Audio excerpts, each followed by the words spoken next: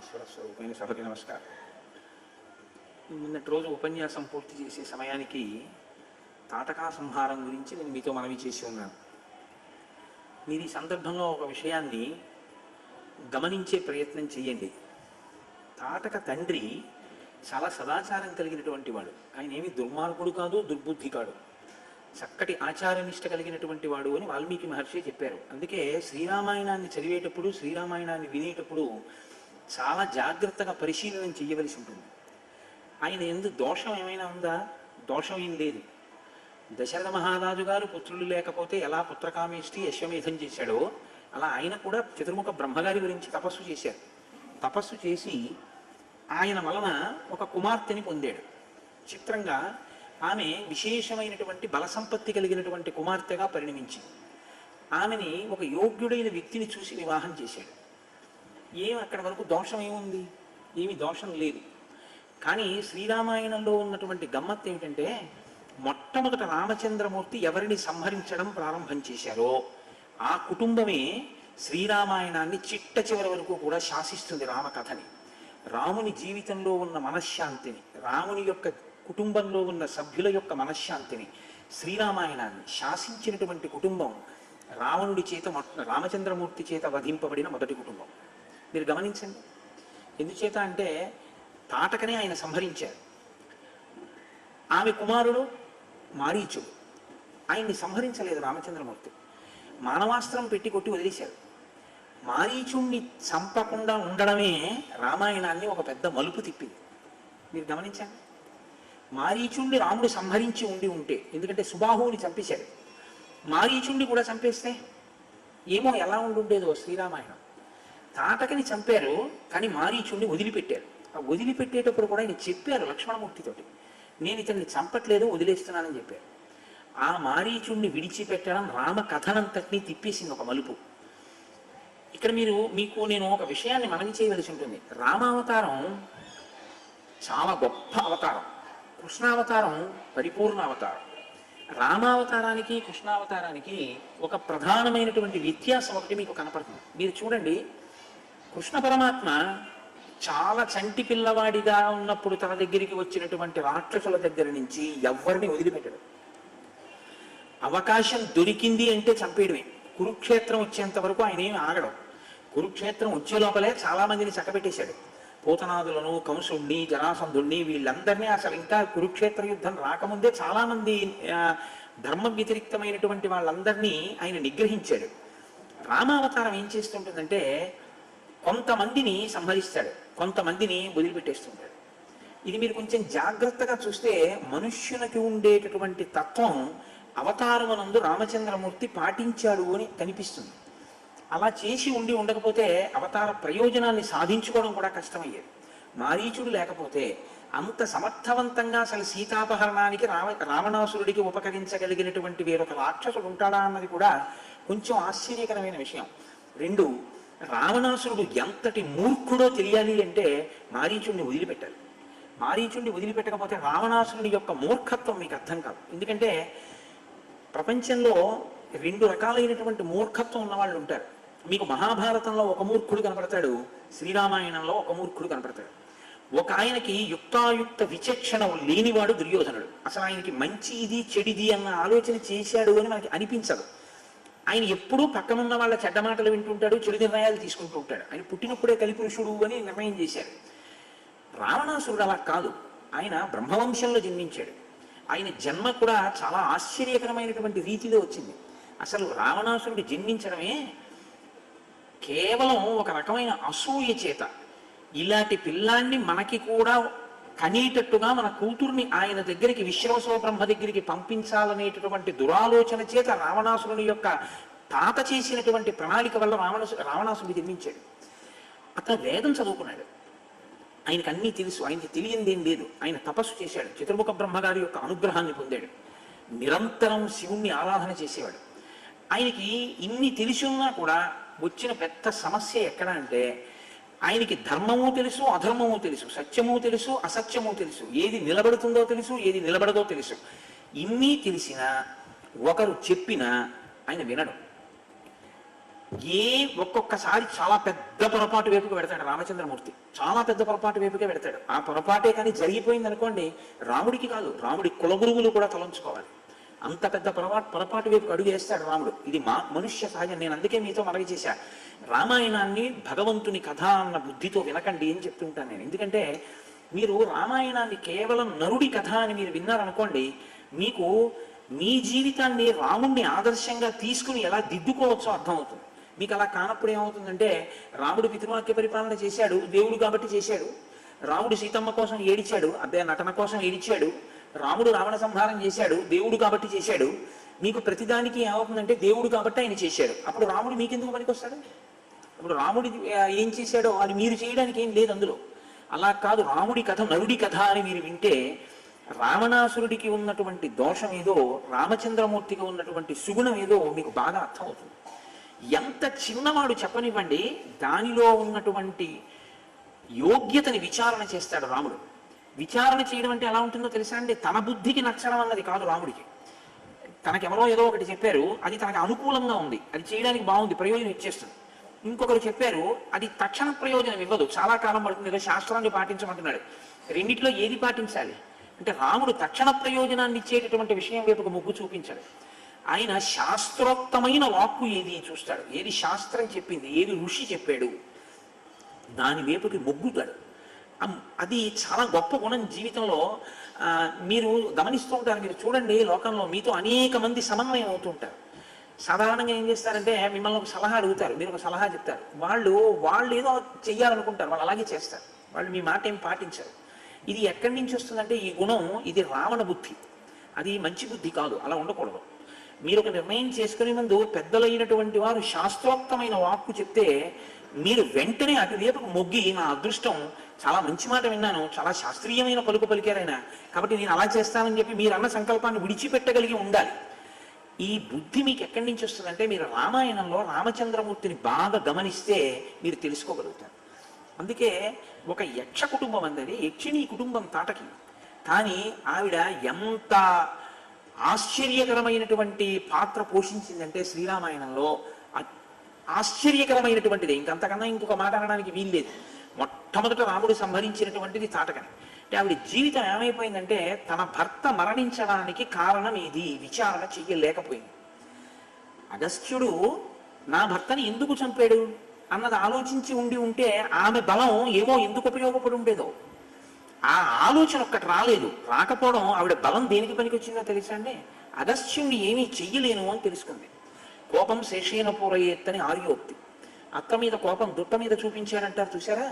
అలా అగస్త్యుణ్ణి ఏమీ చెయ్యలేక అగస్త్యుడు తిరిగిన ప్రాంతం మీద పగపట్టింది. ఏమైనా అర్థం ఉందా? దానివల్ల ఏమైనా ఆ సంబంధం ఉందా? ఇప్పుడు ఇంకెంత తీవ్రమైన స్థితిని పొందిందంటే నరభక్షకిగా మారింది. ఇప్పుడు నరభక్షకిగా మారి రామచంద్రమూర్తి చేతిలో మరణించింది. అక్కడితో పోయిందా? తన కొడుకు రాక్షసుడయ్యాడు, మారీచుడు. అందుకని దేవతలు సంతోషించారు అని ఒక మాట చెప్తే మీరు కేవలం దేవతలు సంతోషించారు అని చదివేకండి. శ్రీరామాయణంలో మీరు కొన్నింటిని జాగ్రత్తగా గమనించవలసి ఉంటుంది. రామాయణం చదివేటప్పుడు ఒక విషయం జరుగుతుంటే దేవదుందుబులు మోగే, పుష్పవృష్టి కురిసింది అంటారు మహర్షి.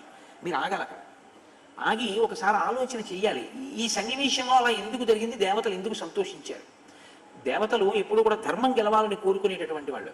అంటే ఇక్కడ ఏదో గొప్ప విషయం జరుగుతోందనమాట. విశ్వామిత్రుడితో రాముడు కలిస్తే పుష్పవృష్టి కురిసింది అంటే, విశ్వామిత్రుడితో రాముడు కలవడం అన్నది శ్రీరామాయణంలో చాలా పెద్ద మలుపు.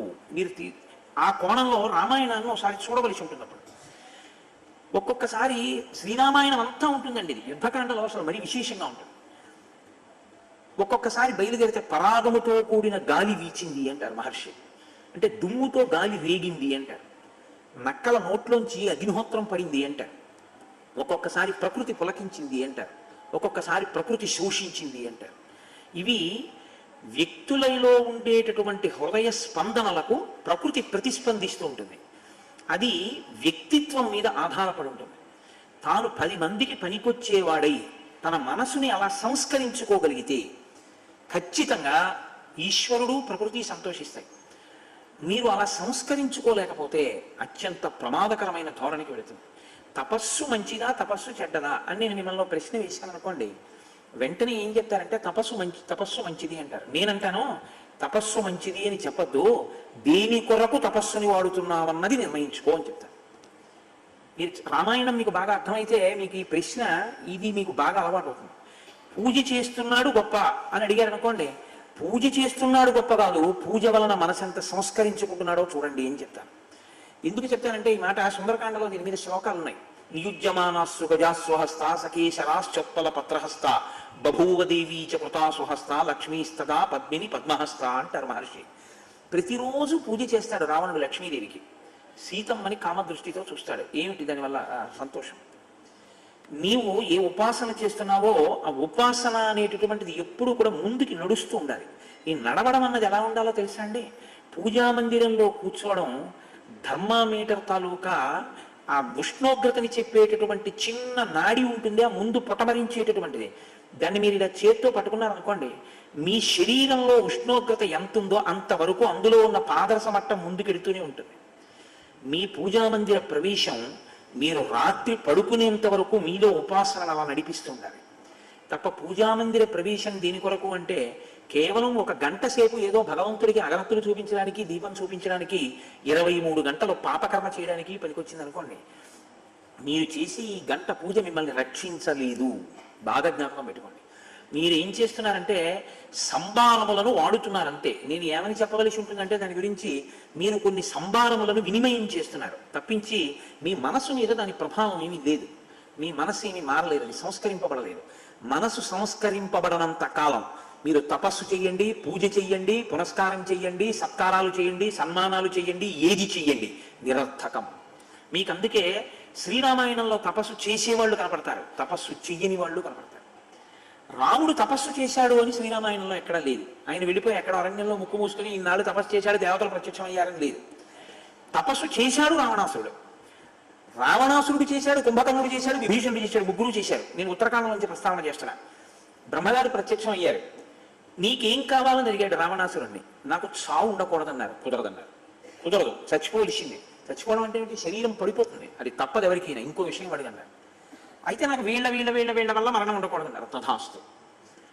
విభీషణుడు అడిగాడు, నాకు నా బుద్ధి ఎప్పుడు ధర్మమునందు ఉండేటట్టుగా అనుగ్రహించని అడిగాడు. ఇది కోరుకోవలసింది. ఏదైనా ఉంటే వడపోసి మీరు చూస్తే అక్కడ దొరుకుతుంది సారాంశం. ఆయన అన్నాడు, నాకు ఎప్పుడూ నా బుద్ధి ధర్మము వైపుకి నిలబడాలి, అలా అనుగ్రహించన్నాడు. ఆయన అన్నాడు, నువ్వు చిరంజీవివి, నువ్వు ఎప్పటికీ బ్రతికే ఉంటావు అన్నాడు. అడిగిన వాడికి ఇవ్వలేదు, అడగని వాడికి ఇచ్చాడు. ఏమిటిది? ఇది శ్రీరామాయణం అంటే. మిమ్మల్ని చిరంజీవిని ఏది చేస్తుందంటే మీ ధర్మమే మిమ్మల్ని చిరంజీవిని చేస్తుంది. మీ వంశాన్ని ఆచంద్రతారార్కం నిలబెడుతుంది. అదొక్కటి విడిచిపెట్టి ఇంకా ఎన్ని పట్టుకున్నా అవి మిమ్మల్ని రక్షించేవి కావు. రావణుడు ఎన్ని పట్టుకోలేదు, ఏవి రక్షించే రావణుడు పడకుండా. విభీషణుడు అన్ని వదిలిపెట్టి, అన్నయ్య తప్పట్లేదు వదిలేస్తున్నాను అని అన్నయ్యని వదిలిపెట్టి లంకా సామ్రాజ్యాన్ని విడిచిపెట్టి ధర్మాన్ని పట్టుకున్నాడు, రాముణ్ణి కాదు. మీరు బాగా గుర్తుపెట్టుకోండి. విభీషణుడు పట్టుకున్నది ధర్మాన్ని. మరి రాముడిని ఎందుకు పట్టుకున్నాడు? రామో విగ్రహాన్ ధర్మ కనుక పట్టుకున్నాడు. ధర్మమే రాముడు కనుక పట్టుకున్నాడు. రాముడు ధర్మం కాకపోతే విభీషణుడు రాముడిని పట్టుకోడు. ఇప్పుడు విభీషణుడు ఏమయ్యాడు? అప్పుడు కాదు, ఇప్పటికీ లంకకి రాజుగానే ఉన్నాడు, కాంచన లంకకి. ఇది మీరు శ్రీరామాయణం వలన తెలుసుకోవలసినటువంటి సత్యం తప్ప ఎప్పుడో తాటకా సంహారం అయిపోయింది. ఎందుకు శ్రీరామాయణం నేను చెప్పడం, ఎందుకు మీరు వినడం, ఏమిటి దానివల్ల ప్రయోజనం ఏమిటి అంటే, శ్రీరామాయణం మనుష్య జాతి ఉన్నంతకాలం చెప్పాలి అని బ్రహ్మగారు ఎందుకన్నారంటే, మనిషిని మనిషిగా ఉంచగలిగినటువంటి కావ్యం శ్రీరామాయణం. మీరు ఏది సంస్కరించుకోవాలో శ్రీరామాయణం నేర్పుతుంది. ఎంత తపస్సున్నా, ఎంత బలం ఉందా, మనసుని సంస్కరించుకోలేకపోతే తాటక ఏం సాధించింది, మారీచుడు ఏం సాధించాడు. ఇప్పుడు ఇటువంటి తాటకా సంహారం జరిగితే ఆశ్చర్యం ఏమిటంటే దేవతలు సంతోషించారు. దేవతలు చాలా సంతోషిస్తే దేనికి సంతోషించాలి? బలము అధర్మము వైపుకి ఎక్కడ ఉపయోగపడుతోందో, బలము తను చేసిన తప్పుని తెలుసుకోవడానికి సిద్ధపడకుండా అహంకారం అడ్డుపడి దుర్వినియోగం వైపుకి అడుగులు ఎక్కడేస్తోందో అది తుంచబడిందని దేవతలు సంతోషించారు కదా. ఇప్పుడు దీనికి అసలు మూలకందం తాటక రావణుడా? మీరు బాగా ఆలోచించండి. ఇలాంటి పనులు చేయడంలో అగ్రగణ్యుడు ఎవరు? చనిపోయినటువంటి వ్యక్తి ఒక కింకరుడు లాంటి వాడు ఆ తాటక. నిజానికి తాటక పాత్ర చాలా చిన్నది రావణాసురుడితో పోలిస్తే. అందుకే విశ్వామిత్రుడు అన్నాడు, నేను చూడలేదా రావణాసురుణ్ణి అన్నాడు. బ్రహ్మగారి వల్ల వరాలు పొందాడు, లోకాన్ని క్షోభింప చేస్తున్నాడు. అతను రాలేదు, అతని పరుపున వచ్చిన రాక్షసులు వస్తున్నారు అని చెప్పాడు ఆయన. ఆయన ఎంత సత్యం మాట్లాడతాడండి మహానుభావుడు. ఇప్పుడు వీళ్ళందరూ ప్రబలిపోవడానికి కారణమైన వాడు ఎవరు? రావణుడు. ఇప్పుడు అసలు ఇక్కడ మొదలైనటువంటి పని అక్కడ వరకు వెళ్ళాలి, రావణ వధ వరకు వెళ్ళాలి. ఇక్కడ తాటకని చంపడానికి ఎందుకు ముందుకు వచ్చాడు రాముడు? కారణం చెప్పాడు. ధర్మము నాకు ప్రధానం, పితృవచన నిర్దేశాత్ పితృవచన కారణాత్ వచనం కౌశికస్యేతి కర్తవ్యమని శంకయ. నిన్న మీతో నేను మనవి చేశా, ఆర్షధర్మంలో ఎప్పుడు మాట్లాడినా కర్తవ్యం, ఆ మాట చాలా చాలా పెద్ద మాట, చాలా గంభీరమైనటువంటి మాట.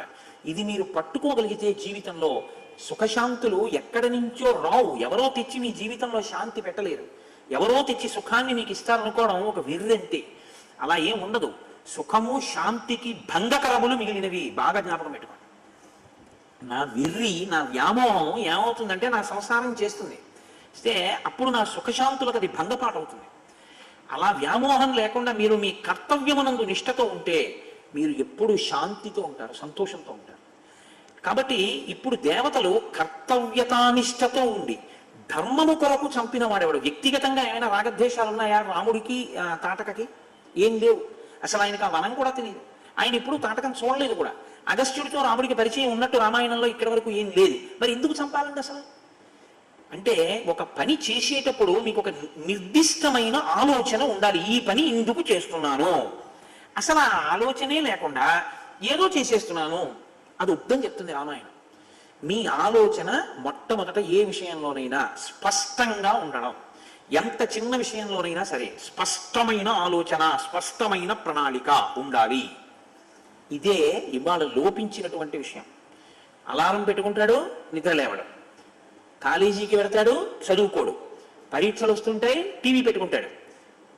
ఎప్పుడూ కూడా తను చెయ్యవలసినది ఏది చేద్దామనుకున్నాడో అది చేయడు. ఎందుకు చేస్తున్నాడో వాడికి కారణం తెలియదు. నువ్వు ఇది ఎందుకు చేస్తున్నావు అని అడిగారు అనుకోండి, చెప్పలేడు, కారణం ఉండదు. ఏదో ఒకటి చెయ్యాలి కదండి అంటూ.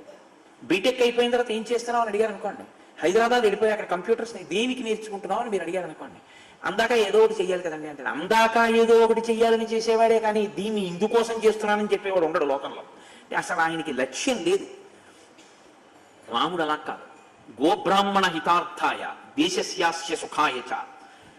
నేను గోబ్రాహ్మణుల హితము కొరకు, దేశక్షేమము కొరకు, రాజపుత్రుణ్ణి కనుక నేను తాటకా సంహారం చేస్తున్నాను. ఆవిడిది దోషం అని ఎలా నమ్ముతున్నావు? నువ్వేం తీర్పు చెప్పడానికి విన్నావా? గురువు నువ్వు చెప్పావు చాలు, ఇక మీకు అమృత దోషం ఉండదు, మీకు అవసరం లేదు, మీరు అలా చెప్పరు, మీరు చెప్పారు, చంపేస్తున్నారు. అంటే చిన్న వయస్సులో ఎంత పరిణితి ఉందో చూడండి. నేను మీకు తరచు మనవి చేసేది ఇదే. శ్రీరామాయణాన్ని కేవలం ఏదో కావ్యం, ఎప్పటిదో పుస్తకం అది, ఎప్పటిదో రామాయణం అని మీరు అనుకోకండి. మీరు మీ పిల్లలతో కలిసి భోజనం చేసేటప్పుడు శ్రీరామాయణంలో ఒక ఘట్టం గురించి మీరు మీ పిల్లలతో మాట్లాడగలిగితే, చూసావా రాముని యొక్క ఆలోచన సరళి అంటే ఎలా ఉంటుందో చూసావా? 2 శ్లోకాలు, కానీ ఆయన మనసు అంటే, ఆయన బుద్ధి అంటే ఎలా ఉంటుందో చూసావా? ఇది చాలా అవసరమైంది, ఇది నేర్చుకోవాలి మనిషి అన్నది మీ బిడ్డల్ని శ్రీరామచంద్రమూర్తిగా తయారు చేస్తుంది. కాబట్టి రామాయణం ఇప్పటికీ కాదు, ఎప్పటికీ రామాయణం ప్రతి వారికి అవసరమే. కాబట్టి ఇప్పుడు దేవతలకు కావలసింది ఏమిటి? ఎవరు ఇంత ధర్మ విచక్షణతో తాటకని చంపాడో వాడే ఇంత ధర్మ విచక్షణతో రావణుణ్ణి కూడా చంపుతాడు. కాబట్టి ఇప్పుడు ఎవరు ఈ శక్తిని లోకరక్షణకి ఉపయోగించాడో, ఎవడు తన శక్తిని లోకాన్ని పాడు చేయడానికి ఉపయోగిస్తుంటే వాళ్ళని చంపాడో వాడి శక్తి పెంచాలి. ఇప్పుడు మీరు బాగా అర్థం చేసుకుని ఉంటారు, అదొక ఈక్వేషన్ అనమాట. మీరు దేవతల యొక్క అనుగ్రహం మీకు కలగాలి, మీకు కావాలనుకుంటే మీరు ఎలా ఉంటే కలుగుతుందో తెలుసుకోండి. దేవతానుగ్రహం అనేటటువంటిది ఎందుకు కలుగుతుందయ్యా? వాడికి హితం చేయవయ్యా, వాడి వల్ల లోక హితం కలుగుతుందయా అని వెంటబడతారు. అందుకని ఇప్పుడు దేవతలు ఏం చేశారు? విశ్వామిత్రుడి దగ్గరికి పరిగెత్తుకొచ్చారు. పరిగెత్తుకొచ్చి ఏమని అడుగుతున్నారు? నువ్వు నిన్నను మంత్రగ్రామం గృహాణత్వం బలాం అతిబలాం స్తథా, మంత్రగ్రామం రాముడికి ఇచ్చావు. రాముడు ఏం చేశాడు? నశ్రమో నజ్వరో వాతేన రూపస్య విపర్యయ. నువ్వు దానివల్ల ఆకలి ఉండదు, దప్పిక ఉండదు, బడలిపో అన్నావు. తాటకా సంహారం చేశాడు. ఎంత మంచివాడయ్యా! ఇప్పుడు ఈ బలం ఎవరి దగ్గర ఉండాలి? నీ దగ్గర ఉన్నా నువ్వు కోప్పడకూడదు. నీ దగ్గర ఉంది, ఉపయోగం లేదు. ఎందుకు ఉపయోగం లేదు? ఇక నువ్వు కోప్పడవు, నువ్వు బ్రహ్మశిత్వాన్ని పొందావు, నీకు శత్రుమిత్ర భేదం లేదు, అందరినీ ప్రేమించేస్తున్నావు. కానీ లోకంలో ధర్మ సంస్థాపనకి సంపడానికి యోగ్యమైనటువంటి స్వరూపంతో వచ్చాడు, నరుడిగా వచ్చాడు. విష్ణువుగా రాముడు ఉండి ఉంటే ఈ లోకంలో బాగా జ్ఞాపకం పెట్టుకోండి, విశ్వామిత్రుడు ఉపదేశం చెయ్యవలసిన అవసరం లేదు. ఎందుకంటే ఆయన వేద వేద్యే పరేపుంసి, వేదమే ఆయన దగ్గర నుంచి వచ్చింది. అయినప్పుడు ఇంకా రాముడికి ఉపదేశం ఏంటండి? రాముడికి ఉపదేశం ఉండదు, భాషిస్తాయి. ఆయన తనంత తానుగా ఉపయోగించగలడు. ఆయనకి ఇంకా వేరే ఒక గురువు గారి దగ్గర అవన్నీ ఉపదేశాలు పొంది నేర్చుకోవాల్సిన అవసరం ఏమి ఉండదు. కానీ నరుడిగా ఉన్నాడు. ఇప్పుడు విష్ణు స్వరూపంతో నాకు ఇవన్నీ తెలుసని ప్రయోగించాడు. ఒక గురువు ముందుకొచ్చి ఇవ్వాలి. బాగా గుర్తుపెట్టుకోండి ఈ విషయాలు మీరు. రామాయణంలో చాలా పెద్ద రహస్యం ఇక్కడ దాక్కునుంది. గురువు దగ్గరికి మీరు వెళ్ళి అడగడమా నాకు మంత్రం ఇమ్మని, గురువు పిలిచి మీకు మంత్రం ఇవ్వడమా అంటే, గురువే పిలిచి మీకు మంత్రం ఇస్తే అది సమున్నత స్థితి, మీ అదృష్టం పండిందని గుర్తు. ఇచ్చిన మంత్రాన్ని మీరు అనుష్ఠించకపోతే మీరు రుణపడిపోతారు గురువు గారికి, మంత్రానికి. మీరు వెంటపడ్డం వేరు, బోర్డులు పెట్టి చేసే ఉపదేశాలు కావు. ఇవాళ పొద్దున్న ఇంతమందికి గురువుపదేశం చేస్తాం, ఏదో ఇంతమందికి ఇది చేస్తామని బోర్డులు పెట్టి 100 రూపాయలు రసీదులు రాసి చేసే మంత్రోపదేశాలు కావు రామాయణం మాట్లాడేది. రామాయణం మాట్లాడేది సమున్నత స్థితిని మాట్లాడుతుంది. ఒక గురువు తనంత తాను ఉపదేశం చేయాలి. ఎందుకు చేస్తాడు? దేవతా ప్రేరణ చేత చేస్తాడు. ఇతనికి నేను ఈ బలాన్ని ఇస్తే, ఇతని వల్ల ఈ మంత్రాధిష్టాన దేవతానుగ్రహం అతనిలోకి వెడితే ఆ అనుగ్రహంతో ఇతని లోకానికి ఏమైనా ఉపకారం చేస్తాడా, ఈ లెక్క గురువు గారు కట్టాలి. ఈ లెక్క గురువు గారు కట్టకుండా చిత్తం వచ్చినట్టు అడిగిన వాడికి ఎలా మంత్రాలు ఇస్తే, ఆయన ఎవరో నీకు తెలియదు, ఆయన అడిగాడు నువ్వు ఇచ్చావు, ఎందుకు ఉపదేశం? అది అర్థం లేనటువంటి ఉపదేశం. ఉపదేశం ఇవ్వడం అంటే అంత జాగ్రత్తగా ఉంటుంది. అందుకే లెక్కకు మించిన శిష్యులు ఉండే అవకాశం ఉండదు యథార్థానికి. చాలా జాగ్రత్తగా ఇస్తారు సంప్రదాయ నిష్ట అనేటటువంటిది ఇచ్చేటప్పుడు. రామాయణం మనకి నేర్పుతుంది. ఇవాళ సమాజంలో ఎక్కడెక్కడ ఏ పొరపాట్లు దొరుకుతున్నాయో మీరు రామాయణం కోణంలో చూస్తే మీకు అర్థమవుతుంది ఎక్కడ పొరపాటు జరుగుతుందో. కాబట్టి ఇప్పుడు దేవతలు ప్రార్థన చేస్తున్నారు విశ్వామిత్రుడి దగ్గరికి వచ్చి. ఏమని అడుగుతున్నారో చూడండి. ఇది మీరు జాగ్రత్తగా జీవితంలో నేర్చుకోవలసినటువంటి స్థితి, మనం బాగా పట్టుకోవలసినటువంటి స్థితి. కేవలము పూజ మీకు శక్తినివ్వచ్చు, కానీ దాన్ని తీసేయడం గురించి కూడా దేవతలు వెంపర్లాడతారు. ఎందుకో తెలుసా అండి? భయం. పిల్లాడు ఏడుస్తున్నాడండి, అల్లరి చేసేస్తున్నాడు ఇమ్మని. మీరు గాజు బొమ్మ ఇచ్చారు, ఇచ్చి మీరు బయటకు వెళ్ళిపోతారా? వెళ్ళరు. మీరు ఏం చేస్తారంటే ఎలా మభ్యపెట్టి గాజు బొమ్మని మళ్ళీ తీసేసుకుందామని చూస్తారు. దానికోసం అవసరమైతే నైవేద్యం కోసం దాచిన ఖర్జూరం పళ్ళు తీసుకొచ్చి నాన్న తీయగా ఉంటే నీకు ఇష్టం కదా అని వాడి చేతిలో పెట్టేసి మళ్ళీ ఇంకో ప్యాకెట్ తెచ్చుకుందామని గాజు బొమ్మ తీసేస్తారు. భగవంతుడు మీకు ఇచ్చేటటువంటి అభ్యున్నతిని కూడా అంత జాగ్రత్తగానూ తీసేస్తాడు. ఎందుకు తీసేస్తాడో తెలుసా అండి? ధర్మపథంలో లేడు, వాడి వలన ఉపయోగం లేదు, అది ప్రమాదాల వైపుకే వెడుతోంది. అహంకారము ప్రబలిపోయి ఏ విభూతి అయినా అహంకారానికి కారణమైతే, ఏ విభూతి తానిచ్చింది అహంకారానికి కారణమైందో ఆ విభూతిని ఈశ్వరుడు తీసుకోవడం పెద్ద గొప్ప కాదని మీరు గ్రహించవలెను. నేను చాలా అందగాన్ని, నేను ఎందుకు పేర్లు చెప్పాలి? నేను చాలా అందగత్తెని అని చెప్పి విపరీతమైనటువంటి అతిశయానికి పోయి చెయ్యకూడని పనులు చేస్తే గీజర్ పేలిపోయినటువంటి మరుక్షణంలో ఆ అందం నశించిపోయింది, మరుగునీళ్లు ఒంటి మీద పడిపోయి. నేనింతటి వాణ్ణి, నాలా మాట్లాడగలిగిన వాడెవడు? ఈశ్వరుడు దాని మూలాన్ని నొక్కేశాడు, వాక్కు రాలేదు, అయిపోయి. ఏ విభూతిని ఈశ్వరుడు ఇచ్చాడో దాన్ని నువ్వు సమాజపరం చేసి 10 మందికి పనికొచ్చేటట్టు నిలబెడితే నువ్వు ఇంకా దాని గురించి బాధపడక్కర్లేదు.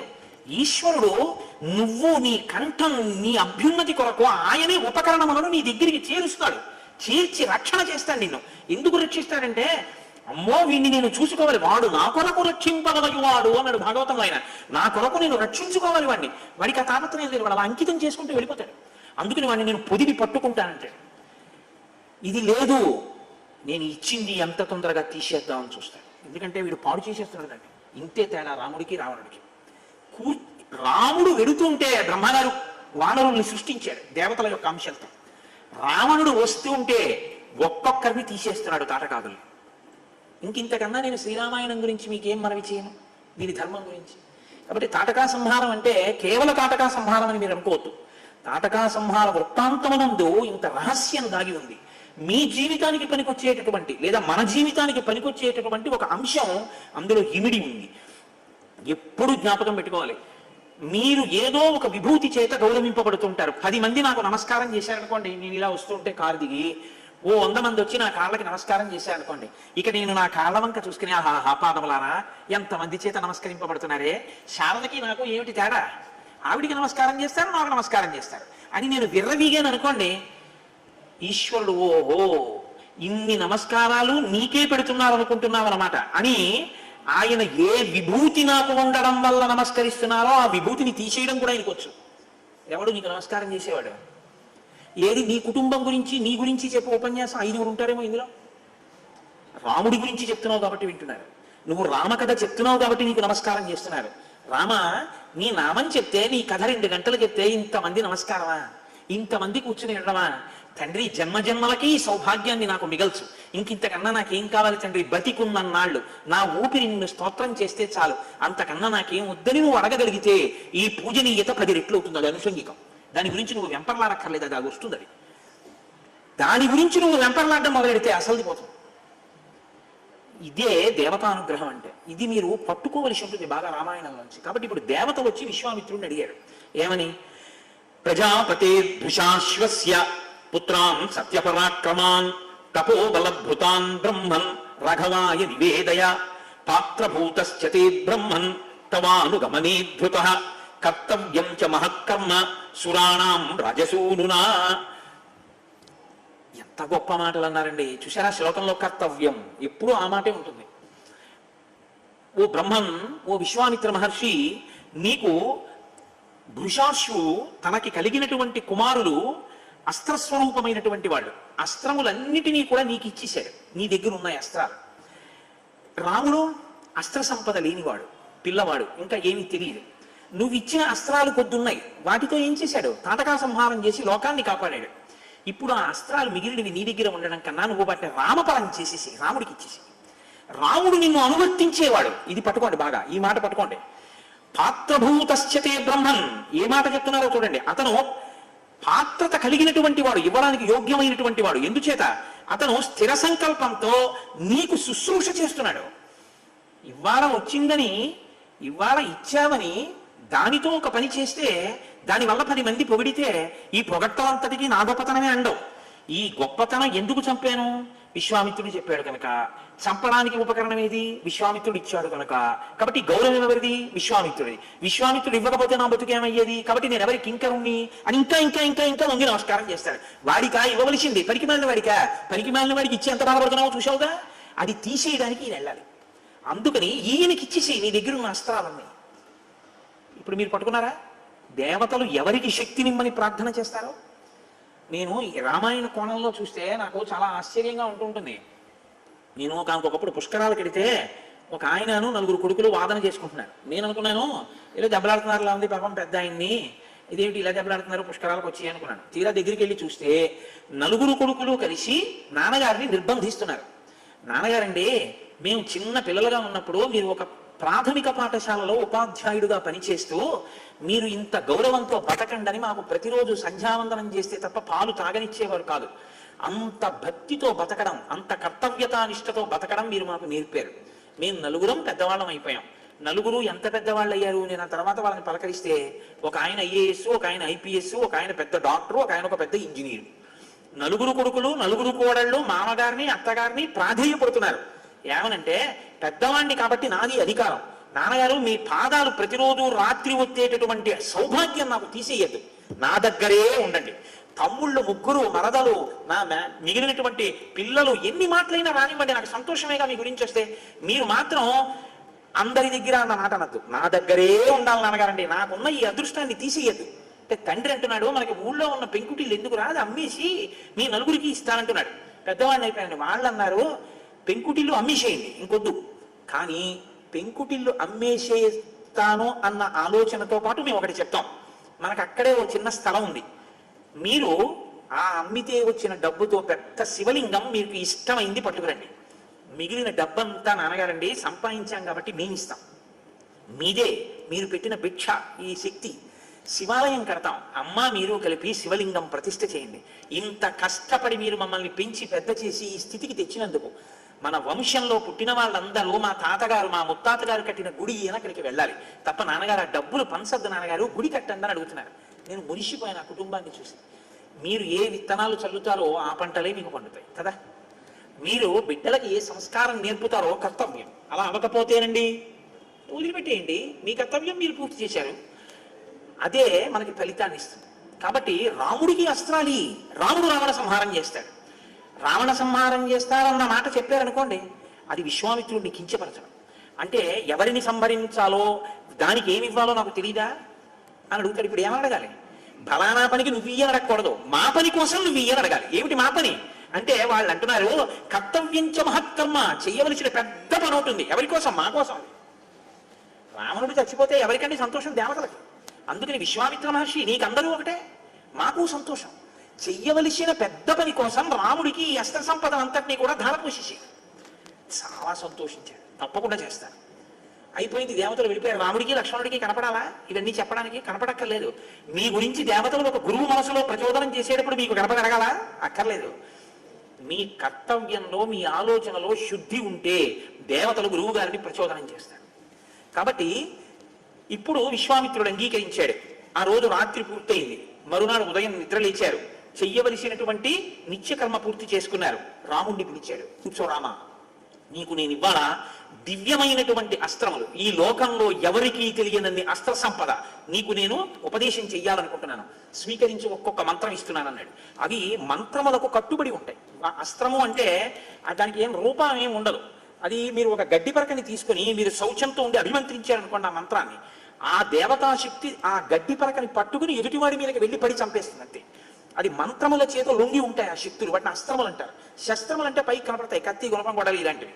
కాబట్టి ఇప్పుడు ఒక్కొక్క మంత్రాన్ని ఉపదేశం చేసేస్తున్నాడు. దానివల్ల రాముడికి ఎన్ని వస్తున్నాయి శక్తులు అంటే దండచక్రము, ధర్మచక్రము, కాలచక్రము, విష్ణు చక్రము, ఇంద్రాస్త్రము, వజ్రాస్త్రము, మహాశూలము, బ్రహ్మశిరోనామకాస్త్రము, ఐషీకాస్త్రము, బ్రహ్మాస్త్రము, వీటితో పాటుగా మోదకి, శిఖరి అనేటటువంటి 2 గొప్ప గదలు, ధర్మపాశము, కాలపాశము, వరుణపాశము, వరుణాస్త్రము, శుష్కము, ఆర్ద్రము అనేటటువంటి 2 పిడుగులు, పైనకాస్త్రము, నారాయణాస్త్రము, శిఖరము, ఆగ్నేయాస్త్రము, వాయువ్యాస్త్రము, హయశిరస్సు, క్రౌంచాస్త్రము, విష్ణుశక్తి, శివశక్తి, కంకాళము, ముసలము, కాపాలము, కంకణము, వీటితో పాటు నందనం అనేటటువంటి ఖడ్గము, మోహనాస్త్రము, ఆ తర్వాత ఐనాస్త్రము, సౌరాస్త్రము, వర్షణము, శోషణము, సంతాపము, విలాపము, ఇవి కాకుండా ఇంకా మదనము, తామసము, సౌమనము, సంవత్తము, మౌసలము, మాయాధరము, అలాగే తేజప్రభ, శిశిరము, దారుణాస్త్రము, సుదారుణాస్త్రము, సీతేషువు మొదలైనటువంటి అనేకమైన అస్త్రములు సంకల్పించి విడిచినంత మాత్రం చేత కొన్ని లక్షల మందిని తెగటార్చగలిగినటువంటి మంత్రశక్తుల్ని ధారపోసేశాడు. బాగా గుర్తుపెట్టుకోండి, ఏమిచ్చాడని ధారపోశాడు. రాముడు ఏమన్నా 16 రూపాయలు తాంబూలంలో పెట్టించాడండి? ఇవ్వగలిగిన ప్రజ్ఞ ఉన్నవాడు దేనికి ఇస్తాడంటే వినయానికి ఇస్తాడు. రెండో కోణం నేను మాట్లాడను. కాబట్టి ఎక్కడ ప్రజ్ఞ ఉంటుందో అది ఎక్కడ మళ్ళీ ప్రవాహాన్ని పొందుతుందంటే పల్లం ఉన్న చోటుకే ప్రవహిస్తుంది. ఎక్కడ వినయం ఉందో, ఎక్కడ అధికారం ఉందో అక్కడికే పొందుతారు దాన్ని. అంతేగాని ఏదో ఒకటి ఎవరికి వాళ్ళకి ఇచ్చేద్దామని చెప్పి ఇవ్వడానికి ఉండవు. అలాగా దానికి సభలు పెట్టి టీవీలో యాడ్లు ఇచ్చి చేసేటటువంటివి కావు అవి. అవి నిజంగా గురువు గారు సంతోషంతో ఇచ్చేవి వేరుగా ఉంటాయి. కాబట్టి ఇటువంటి అస్త్ర సంపదనంతటినీ కూడా రామచంద్రమూర్తికి ధారపోసి ఎన్నో అస్త్రములను ప్రయోగించడం, ఉపసంహరించడం రెండిటినీ నేర్పాడు. ఇప్పుడు ఈ అస్త్రాలకి సంబంధించినటువంటి మంత్రముల యొక్క అధిష్టాన దేవతలు రాముడికి వశవర్తులై చుట్టూ వచ్చి నించుని నమస్కారం చేశారు. రామ, మీ ఆజ్ఞ, ఏం చేయమంటావు అని అడిగారు. మరి వెంటనే లొంగినప్పుడు అడగాలి కదండి, ఏం చేయమంటారండి అని అడగాలి కదా. ఏం చేయమంటావు అని అడిగారు. ఇక్కడ మీరు బాగా గమనించాలి. ఇన్ని రాగానే చాపల్యం ఉంటే ఒకటి సరదాగా ప్రయోగించి చూద్దాం ఎలా ఉంటుందోను అని చెప్పి ఏదో ఒకటి గుర్తు తెచ్చుకుని అలా వాడి మీద వేస్తే బాగుంటుందేమో అని చెప్పి ఓసారి వెళ్ళి అలా దాన్ని చంపిరా అని ఏ దర్భంలో వేశాడు అనుకోండి, వెంటనే విశ్వామిత్రుడు ఏం చేసినట్టంటే అపాత్రదానం చేసినట్టు. రాముడు అన్నాడు, మీ స్వరూపాలతో మీరు పైకి కనపడకుండా నాయందే స్మరణ రూపంగా ఉండండి. నేను ఎప్పుడెప్పుడు దేని అవసరం వస్తే దాన్ని స్మరిస్తాను. అప్పుడు మీరు నా యందు ప్రకాశించి పైకొచ్చి ఉపకరించండి అన్నాడు. అంటే ఉన్నది కదా అని ఉపయోగించడం కాదు, ఎప్పుడు లోక రక్షణకు అవసరమో అప్పుడు ఉపయోగించగలిగిన పరిణతి ఎవరికి ఉంది? పిల్లాడికి ఉందండి. కాబట్టి ఎవరికి ఇచ్చారు? పిల్లాడికి ఇచ్చారు. భగవద్గీత ఎవరికి ఇచ్చారు? అర్జునుడికి ఇచ్చారు. వయస్సు కాదు ప్రధానం, పరిణతి ప్రధానం. ఈ పరిణతి రావాలి. కాబట్టి ఇప్పుడు ఈ అస్త్ర సంపద అంతటినీ కూడా రామచంద్రమూర్తికి ఇచ్చిన తరువాత చాలా సంతోషించారు. రామలక్ష్మణులు ఇరువురు కలిసి, మీరు శ్రీరామాయణంలో ఒక విషయాన్ని అర్థం చేసుకోవాల్సి ఉంటుంది. ఉపదేశం చేసేటప్పుడు భక్తుడికి చేస్తే చాలు, ఆయన భార్యకి చేసేస్తాడు. అలాగే అన్నదమ్ముల్లో రామచంద్రమూర్తికి ఉపదేశం చేస్తే చాలు విశ్వామిత్ర మహర్షి. రామచంద్రమూర్తి పాత్రత నెరిగి లక్ష్మణుడికి ఉపదేశం చేసేసినట్టే. కాబట్టి రామలక్ష్మణులు ఇద్దరికీ అస్త్ర సంపద తెలిసి ఉన్నట్టే. ఇప్పుడు మీరు రామాయణాన్ని చూసేటప్పుడు రాముడికే తెలుసు లక్ష్మణుడిని పక్కకు పంపించేసి ఏ చెట్టు చాటుకోను దూరంగా నువ్వు వినద్దని చెప్పి రాముడికి చేశాడు అనుకోకూడదు. లేకపోతే రాముడే గ్రహించాడు కదండి, మరి లక్ష్మణుడు అయ్యో నేను వచ్చాను కదా నాకేం ఇవ్వట్లేదు ఏమిటి అనుకోడా అని మీరు అనుకోక్కర్లేదు. రాముడు లక్ష్మణుడికి ఇచ్చాడు. రాముడిది వశిష్ఠుడి విశ్వామిత్రుడి దగ్గర పొంది రాముడు లక్ష్మణుడికి ఇచ్చాడు. ఇది ఒక క్రమ పద్ధతిలో వెళ్ళింది ఆ ఉపదేశం అని మీరు స్వీకరించవలసి ఉంటుంది. తర్వాత వారు ముందుకు వెళ్ళి ఒక ఆశ్రమం దగ్గరికి వెళ్ళారు. ఈ ఆశ్రమంలోనే నేను ఒక యాగం చెయ్యాలి అని సంకల్పం చేశాను. ఈ ఆశ్రమం అంటే నాకు మీదు మిక్కిలి ప్రీతి అన్నాడు విశ్వామిత్రుడు. ఇది ఎవరి ఆశ్రమం, ఎందువల్ల మీకు ఇంత ప్రీతి ఏర్పడింది అని అడిగాడు. ఎందుకంటే ఒక మాట ఉందండి, విశ్వామిత్రుడు ఎక్కడో ఉండాలి. అసలు యాగం చేయడానికి ఇక్కడికి వచ్చాడు కానీ ఆయన ఎక్కడో ఉండాలి. ఆయన కూడా ఎక్కడో ఒక చోట ఉంటుంటాడుగా తపస్సు చేసుకోవడానికి. ఎక్కడ ఉంటాడు ఆయన? ఆయన హిమోత్పర్వత ప్రాంతంలో కౌశికీ నది ఒడ్డున ఉంటాడు. ముందర చెప్తాడు ఆయన కౌశికీ నది ఒడ్డున ఉంటాడు. మరి ఇక్కడికి ఎందుకు వచ్చాడు అంటే కోటేశ్వరారు కాకినాడలో ఉంటారు కదా, గుంటూరు ఎందుకు వచ్చారు అంటే గుంటూరులో ఆయనకి ప్రీతికరమైనవి కొన్ని ఉన్నాయి. ఇక్కడ శృంగేరి పీఠం శాఖ ఉంది, శారదాంబ ఉంది, హరిప్రసాద్ గారు ఉన్నారు. ఆయనకి ప్రీతి వచ్చాడు, అందుకుని ఉన్నాడు. అలాగే విశ్వామిత్రుడు అంటే ఆయనతో నేను పోల్చుకున్నాను అనుకోకండి, ఒక కారణాన్ని పోల్చానంతే. విశ్వామిత్రుడు ఎందుకు వచ్చాడు? సిద్ధాశ్రమం మీద ప్రీతి. సిద్ధాశ్రమం మీద ప్రీతి ఎందుకు అంటే చాలా గొప్ప విషయం ఒకటి చెప్పాడు. బలిచక్రవర్తి అహంకరించి తనది కానిది తనదిగా చేసుకుని దానాలు చేస్తుంటే ప్రహ్లాదుని యొక్క మనవడు కనుక, ప్రహ్లాదుడికి వరం ఇచ్చాడు కనుక, నిగ్రహించకూడదు కనుక దానం పట్టి అది తీసేసుకోవడం కోసమని కశ్యప ప్రజాపతికి కుమారుడిగా ఉదయించి ఆ విష్ణువే వామనమూర్తిగా వచ్చారు. వచ్చి యజ్ఞవాటంలో యజ్ఞం చేస్తున్నటువంటి బలిచక్రవర్తి దగ్గరికి వెళ్ళి ఒక వటువు రూపంలో వెళ్ళారు. 1,000,000 మంది రావడం ఒకెత్తు, ఒక వటువు రావడం ఒకెత్తు. వటు అంటే అంత గొప్పవాడు, అప్పుడే ఉపనయనం చేసుకున్నవాడు. కాబట్టి ఆ వటు వచ్చేటప్పటికి భాగవతంలో పోతన గారు అయితే పొంగిపోయారు. వడుగా ఎవరివాడ వెవ్వడవు సంవాస స్థలం వెయ్యది ఎడకు నీ వరుదించుటన్ సఫలమయ్యన్ వంశమున్ జన్మమున్ కడు ధన్యాత్ముడనైతి ఈ మఖము యోగ్యం వయ్యి సుహుతంబులయ్య శిఖులున్ కళ్యాణమిక్కాలమున్ అంటాడు బలిచక్రవర్తి. ఓహ్, నువ్వు వస్తుంటే అగ్ని శిఖలు ఎలా పైకి వస్తున్నాయో చూసావా, చాలా సంతోషం. వడుగా ఎవరి వాడ వెవ్వడవు, ఎక్కడి నుంచి వచ్చావు, నీకేం కావాలి చెప్పిచ్చేస్తాను. వటువుకి ఇక ఇవ్వడం అంటే తరించిపోతారండి. వరచేలములో మాడలో ఫలములో వన్యంబులో గోవులో కరులో కాంచనము నికేతనములో వన్యంబులో ధరలో కరులో కాంచనము నికేతనములో భూములో ఏమడిగదో నీకు ఇచ్చేస్తాను రా, ఏం కావాలన్నాడు. నాకెందుకయ్యా అవన్నీ, నువ్వు ఇవ్వనకూడదు నీ పుచ్చుకోనకూడదు. గొడుగో జిన్నిదమో కమండలయో ముంజియో దండమో బడుగేనెక్కడ కరులు వామాట్లు అశ్వంబులెక్కడ నిత్యోచిత కర్మమెక్కడ మదాకాంక్షితం పైన 3 అడుగుల మేరగ త్రోవకిచ్చుటదే బ్రహ్మాండంబు నా పాలికి. అవివయా 3 అడుగులు చాలు, బ్రహ్మాండం ఏంటో చూపిస్తానన్నాడు. ఇచ్చాను అన్నాడంతే, చూపించేశాడు లెక్క కట్టి. ఏదైనా భూమిని కొంటే యజమాని తొక్కి చూడాలి శాస్త్రంలో. యజమాని తొక్కాలి ఆ భూమిని తప్పకుండా పాలనతో. ఎక్కడో కూర్చొని ఇక్కడ రిజిస్ట్రేషన్ చేయకూడదు, తను ఇల్లు తొక్కుకోవాలి పాలనతో. నువ్వు ఇచ్చానన్నావు కాబట్టి నేను తొక్కుతానన్నాడు, తొక్కైతే అన్నాడు అంతే. ఇంతంతై వటుడింతయ్యై మరియు తానింతయ్య భోవీధిపై అంతై చంద్రుడకంతయ్యై ధ్రువునిపై అంతై మహర్వాటిపై అంతై సత్యపదోన్నతుండకు బ్రహ్మాండాంత సంవర్తి రవిబంబింబుపమింప పత్రముకు ఛత్రంవై శిరోరత్నమై శ్రవణాలంకృతయై గళాభరణమై సవర్ణ కేయూరమై చెవిమత్కంకణమై కటిస్థల బుధంచఘంటమై నూపుర ప్రవరంబై వటుడుతా బ్రహ్మాండము నిండుచు అన్నట్టారు పోతన గారు. అంత నిండిపోయి మొత్తం 3 లోకాలని ఆక్రమించేశాడు. ఆక్రమించి దేవేంద్రుడికి ఇచ్చేశాడు ఆ రాజ్యాన్ని. ఆయన పాతాళానికి విడిపోయాడు వామనమూర్తి. ఆ పాతాళానికి విడిపోయాడు బలిచక్రవర్తి. వామనమూర్తి అన్నీ ఇంద్రుడికి ఇచ్చేసిన తర్వాత బ్రహ్మచారి రూపంలో కదండి ఉన్నాడు. వామనుడు పెళ్లి చేసుకున్నట్టు లేదు, బ్రహ్మచారిగా ఉన్నాడు. బ్రహ్మచారిగా ఉన్నాడు కాబట్టి ఆశ్రమంలో ఉండాలి. అందుకని ఆ వామనమూర్తి సేద తీరడం కోసమని ఈ ఆశ్రమంలో వచ్చి ఉన్నాడయా చాలా కాలం. ఇక్కడే ఉండి బ్రహ్మచర్యంలో చెయ్యవలసినటువంటివి చేశాడు ఇక్కడ కూర్చొని. బ్రహ్మచారిగా ఉంటే ఈశ్వరుడు కూడా తన కర్తవ్యం తాను చేస్తాడు. అందుకని ఆయన సంధ్యావందనం చేసుకున్నాడు అక్కడ కూర్చొని. ఆయన తిరిగాడు వామనమూర్తి. ఏ చిన్ని పాదములతో ఈ 3 లోకములు కొలిచాడో ఆ పాదములతో ఇక్కడ తిరిగాడు. ఈ సిద్ధాశ్రమం, ఇక్కడ సిద్ధి పొందుతాను నేను. కాబట్టి రామ ఇక్కడ యాగం చెయ్యాలి అని నా కోరిక, అందుకుని నాకు ప్రీతి. కోరడానికి ఒక వస్తువు పట్ల ఇష్టానికి కూడా ఎంత గొప్ప కారణం చూపించాడో చూడండి విశ్వామిత్రుడు. అందుకని నేను ఈ సిద్ధాశ్రమానికి వచ్చాను నాయన, ఇక్కడే యాగం చేస్తున్నాను. ఇక్కడ యాగం చేస్తుంటేనే రాక్షసులు వచ్చి దానికి ప్రతిబంధకాన్ని సృష్టిస్తున్నారు. కాబట్టి ఇక్కడే యాగం జరుగుతుంది. నువ్వు ఈసారి ఆ యాగము ఇబ్బంది రాకుండా రక్షించవలసిన బాధ్యత నీది, తప్పకుండా గురువుగారు అన్నాడు. విశ్వామిత్రుడు మౌనంలోకి వెళ్ళిపోయాడు. మనకి అంటే నేను ఇలా అన్నాను అని మీరేమనుకోకండి, మీరు పెద్దలు, మీ అందరికీ తెలిసారు, తెలియనట్టు అలా ఉంటారంతే, వీడి దూర్తతనం మాట్లాడి అని. మనం చాలా పనులు చేస్తూ ఉంటాం. ఏదైనా మీరు ఒక పుణ్యకార్యాచరణము కొరకు పీటల మీద కూర్చోవడం అని ఒక మాట ఉంటుంది. కూర్చున్న తర్వాత మీరు ఎవరితో మాట్లాడతారో మీరు అప్పటి వరకు చేసినటువంటి పుణ్యకార్య ఫలితం వాళ్ళ ఖాతాలో పడిపోతుంది.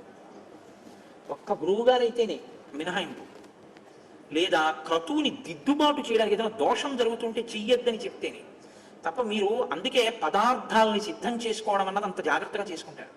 సహాయకులను అంత జాగ్రత్తగా పెట్టుకోవాలి. అంటే పూజ చేసేటప్పుడైనా అంతే. పూజకి వెళ్ళేటప్పుడు శిష్యులు కానీ భార్య కానీ ఎందుకు అమరుస్తారంటే ఆయన ఆ రోజు ఏం చేద్దాం అనుకుంటున్నాడో దానికి కావలసినవి అక్కడ సిద్ధం అవ్వాలి. ఇంటి కోడలకి సంప్రదాయం తెలియడం అంటే అదే. మామగారు భర్త పూజ చేస్తుంటే ఏవేవి ఉండాలో అవి సిద్ధం చేయాలి కోడలు. ఆ కోడలకి తెలియదు అంటే ఆ ఇంటికి మర్యాద అని ఆ అమ్మాయి తేలేదు అని గుర్తు. మీ ఇంటికి వస్తే పని పిల్ల నాకు పాలిచ్చింది అనుకోండి, కోడలు చెప్పులు వేసుకుని తిరుగుతోంది అనుకోండి, ఇంకా ఇంకో మాట నేను వెళ్ళక్కర్లేదు అని గుర్తు. ఇంటి ఐశ్వర్యం ఎవరి మీద ఆధారపడుతుంది? కోడలు ఇంటికి వచ్చిన పెద్దల్ని సేవించడం మీద ఆధారపడుతుంది. కాబట్టి పూజ చేస్తూ మీరు అదే పనిగా సెల్ ఫోన్ పక్కనెట్టుకుని మాట్లాడుతున్నారు అనుకోండి, మీరు చేసిన పూజ ఎక్కడెక్కడ ఎంత భాగం చేశారో ఆ ఫలితం వాళ్ళ ఖాతాలో వేసేస్తారు. మీరు పూజ చేసి లేచేటప్పటికి మీకు సున్నా, ఏమీ ఉండదు. మాట్లాడకూడదు, మౌనంగా ఉండాలి. అందుకే పూజాగృహంలోకి వెళ్ళి మళ్ళీ పూజాగృహంలోంచి బయటికి వచ్చే పర్యంతం ఓ సంకేతం ఉంటుంది.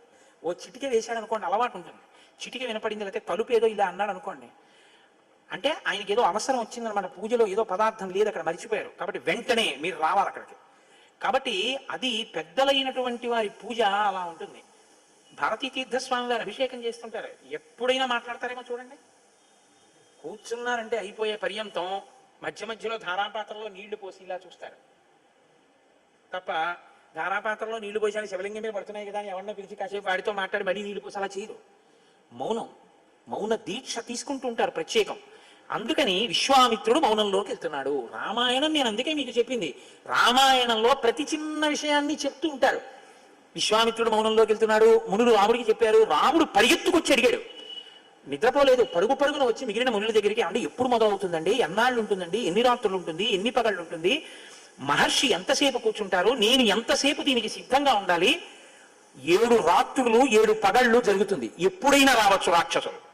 కాబట్టి నువ్వు 7 రాత్రులు 7 పగళ్ళు నిద్రపోకూడదు, కూర్చోకూడదు, నిలబడే యాగశాల చుట్టూ తిరుగుతూ ఉండాలి. పైనుంచి రావచ్చు, కింద నుంచి రావచ్చు, పక్క నుంచి రావచ్చు. ధనుర్ధరుడవై ఇలా కోదండం పట్టుకుని కనపడగానే బాణం తీసి వేసేయడానికి సిద్ధంగా కునుకు లేకుండా తిరగాలని చెప్పారు. వాళ్ళు ఎప్పుడు వచ్చారో తెలుసా అండి? 6వ రోజు వచ్చారు. ఎందుకు 6వ రోజు రావాలి అంటే అప్పటికి ఆయన నిద్రపోయి 6 రోజులైందిగా, సహజంగా పడలేకుంటుందిగా. కాబట్టి ఇప్పుడు కొంచెం ఆయన కూడా కాస్త కొనుక్కుతూ మెల్లిగా ఉంటాడు కాబట్టి తెచ్చి రక్తం పోసేయచ్చు, పాడు చేసేయచ్చు. అందులో వాళ్ళు 6వ రోజు వచ్చారు. ఎవరి ప్రణాళిక వాళ్ళది కదండి, ఎవరి పనికి వాడు సిద్ధంగా ఉంటాడు. అయినా రాముడు సిద్ధంగా ఉన్నాడు. ఎందుకు ఉండగలిగాడు? రాముడి గొప్పని మీరు అనుకుంటే నేను ఒప్పుకోను. నశ్రమో నజ్వరో వాతేన రూపస్య విపర్యయ ఇచ్చాడు విశ్వామిత్రుడు ముందే శక్తి. నీకు నిద్ర రాదు, నీ తేజస్సు చెరదు, నీకు ఆకలి వెయ్యదు. ఏది రక్షించడానికి కావలసిన సంభారం అవసరమో అది ముందే విశ్వామిత్రుడు ఇచ్చాడు. నీ గురువుకి తెలుసు నీకేది ఇవ్వాలో, నువ్వు అడగద్దు గురువుని. చంద్రశేఖర భారతీ స్వామి గారి దగ్గరికి ఒక హైకోర్టు జడ్జి గారు వచ్చి నాకు ఫలానా మంత్రం ఇవ్వండి అన్నారు. ఆయన అన్నారు, మీకేమి ఇవ్వాలో నాకు తెలుసు, నేను మీకేమి ఇవ్వాలో మీరు నాకు చెప్పక్కర్లేదన్నారు. అది గురువు అంటే. పొంగిపోతాను నిజంగా చంద్రశేఖర భారతి గురించి జరిగినా, చంద్రశేఖర పరమాచార్య స్వామి వారి గురించి జరిగిన. ఎందుకంటే సద్గురువులు, మహాపురుషులు వాళ్ళు. కాబట్టి ఇప్పుడు రాముడు మునుల్ని అడిగాడు, చాలా జాగ్రత్తగా ఉండాలన్నారు. అద్య ప్రభుతి షడ్రాత్రం రక్షతం రాఘవౌ యువాం దీక్షాం గతో హేషముని మౌనిత్వం చ గమిష్యతి.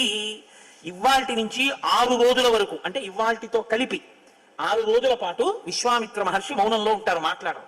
నువ్వు ఎక్కడికో వెళ్ళి కూర్చుంటే రామా రామా అని పిలవడానికి ఏమి ఉండదు. ఆయన మౌనాన్ని నువ్వు కాపాడాలంటే, గురువు గారు లోపల పూజ చేసుకుంటున్నారు, భర్త పూజ చేసుకుంటున్నాడు అంటే భార్య యొక్క ప్రధాన కర్తవ్యం ఏంటి? ఆయన నీరాజనం ఇచ్చి బయటకు వచ్చేంత వరకు ఆయన మౌనాన్ని పరిరక్షించడం, ఆయన మధ్యలో మాట్లాడవలసిన అవసరం కల్పించకూడదు. లేకపోతే నీ ఇల్లు ఎలా వృద్ధిలోకి వస్తుంది? ఆయనతో మాట్లాడిస్తే ఆయనకి తపశ్శక్తి లేకపోతే, ఆయన ఈశ్వరానుగ్రహాన్ని పొందకపోతే ఆయన అడుగుతున్నాడు, ధర్మపత్ని సమేతస్య సకుటుంబస్య సబాంధవస్య, వీళ్ళందరూ బాగుండడానికి నేను ఈ పూజ చేస్తున్నాను అంటాడు. ఆ పూజ శక్తి ఆయనకి ఇడితే కదా మీ అందరూ బాగుండడం. నువ్వే పాడు చేసేస్తుంటే ఆయన పూజని ఇంకెలా బాగుంటుంది ఇల్లు? ఇంతకన్నా గొప్ప విషయం ఏముంటుంది మా ఆయన చేసుకునే పని? ఈ గంట మాట్లాడరాయన కమ్ వాట్ మే ఇంగ్లీష్లో చెప్తుంటారే, ఫోన్ వచ్చింది రాయి ఒక ఐటమ్ మీద, పూజలో ఉన్నారండి కాసేపు ఆగి మాట్లాడతారు. ఎవరికి ఇవ్వచ్చు ఫోను? ఒక్క గురువు గారు అయితే ఇవ్వచ్చు, మినహాయింపు.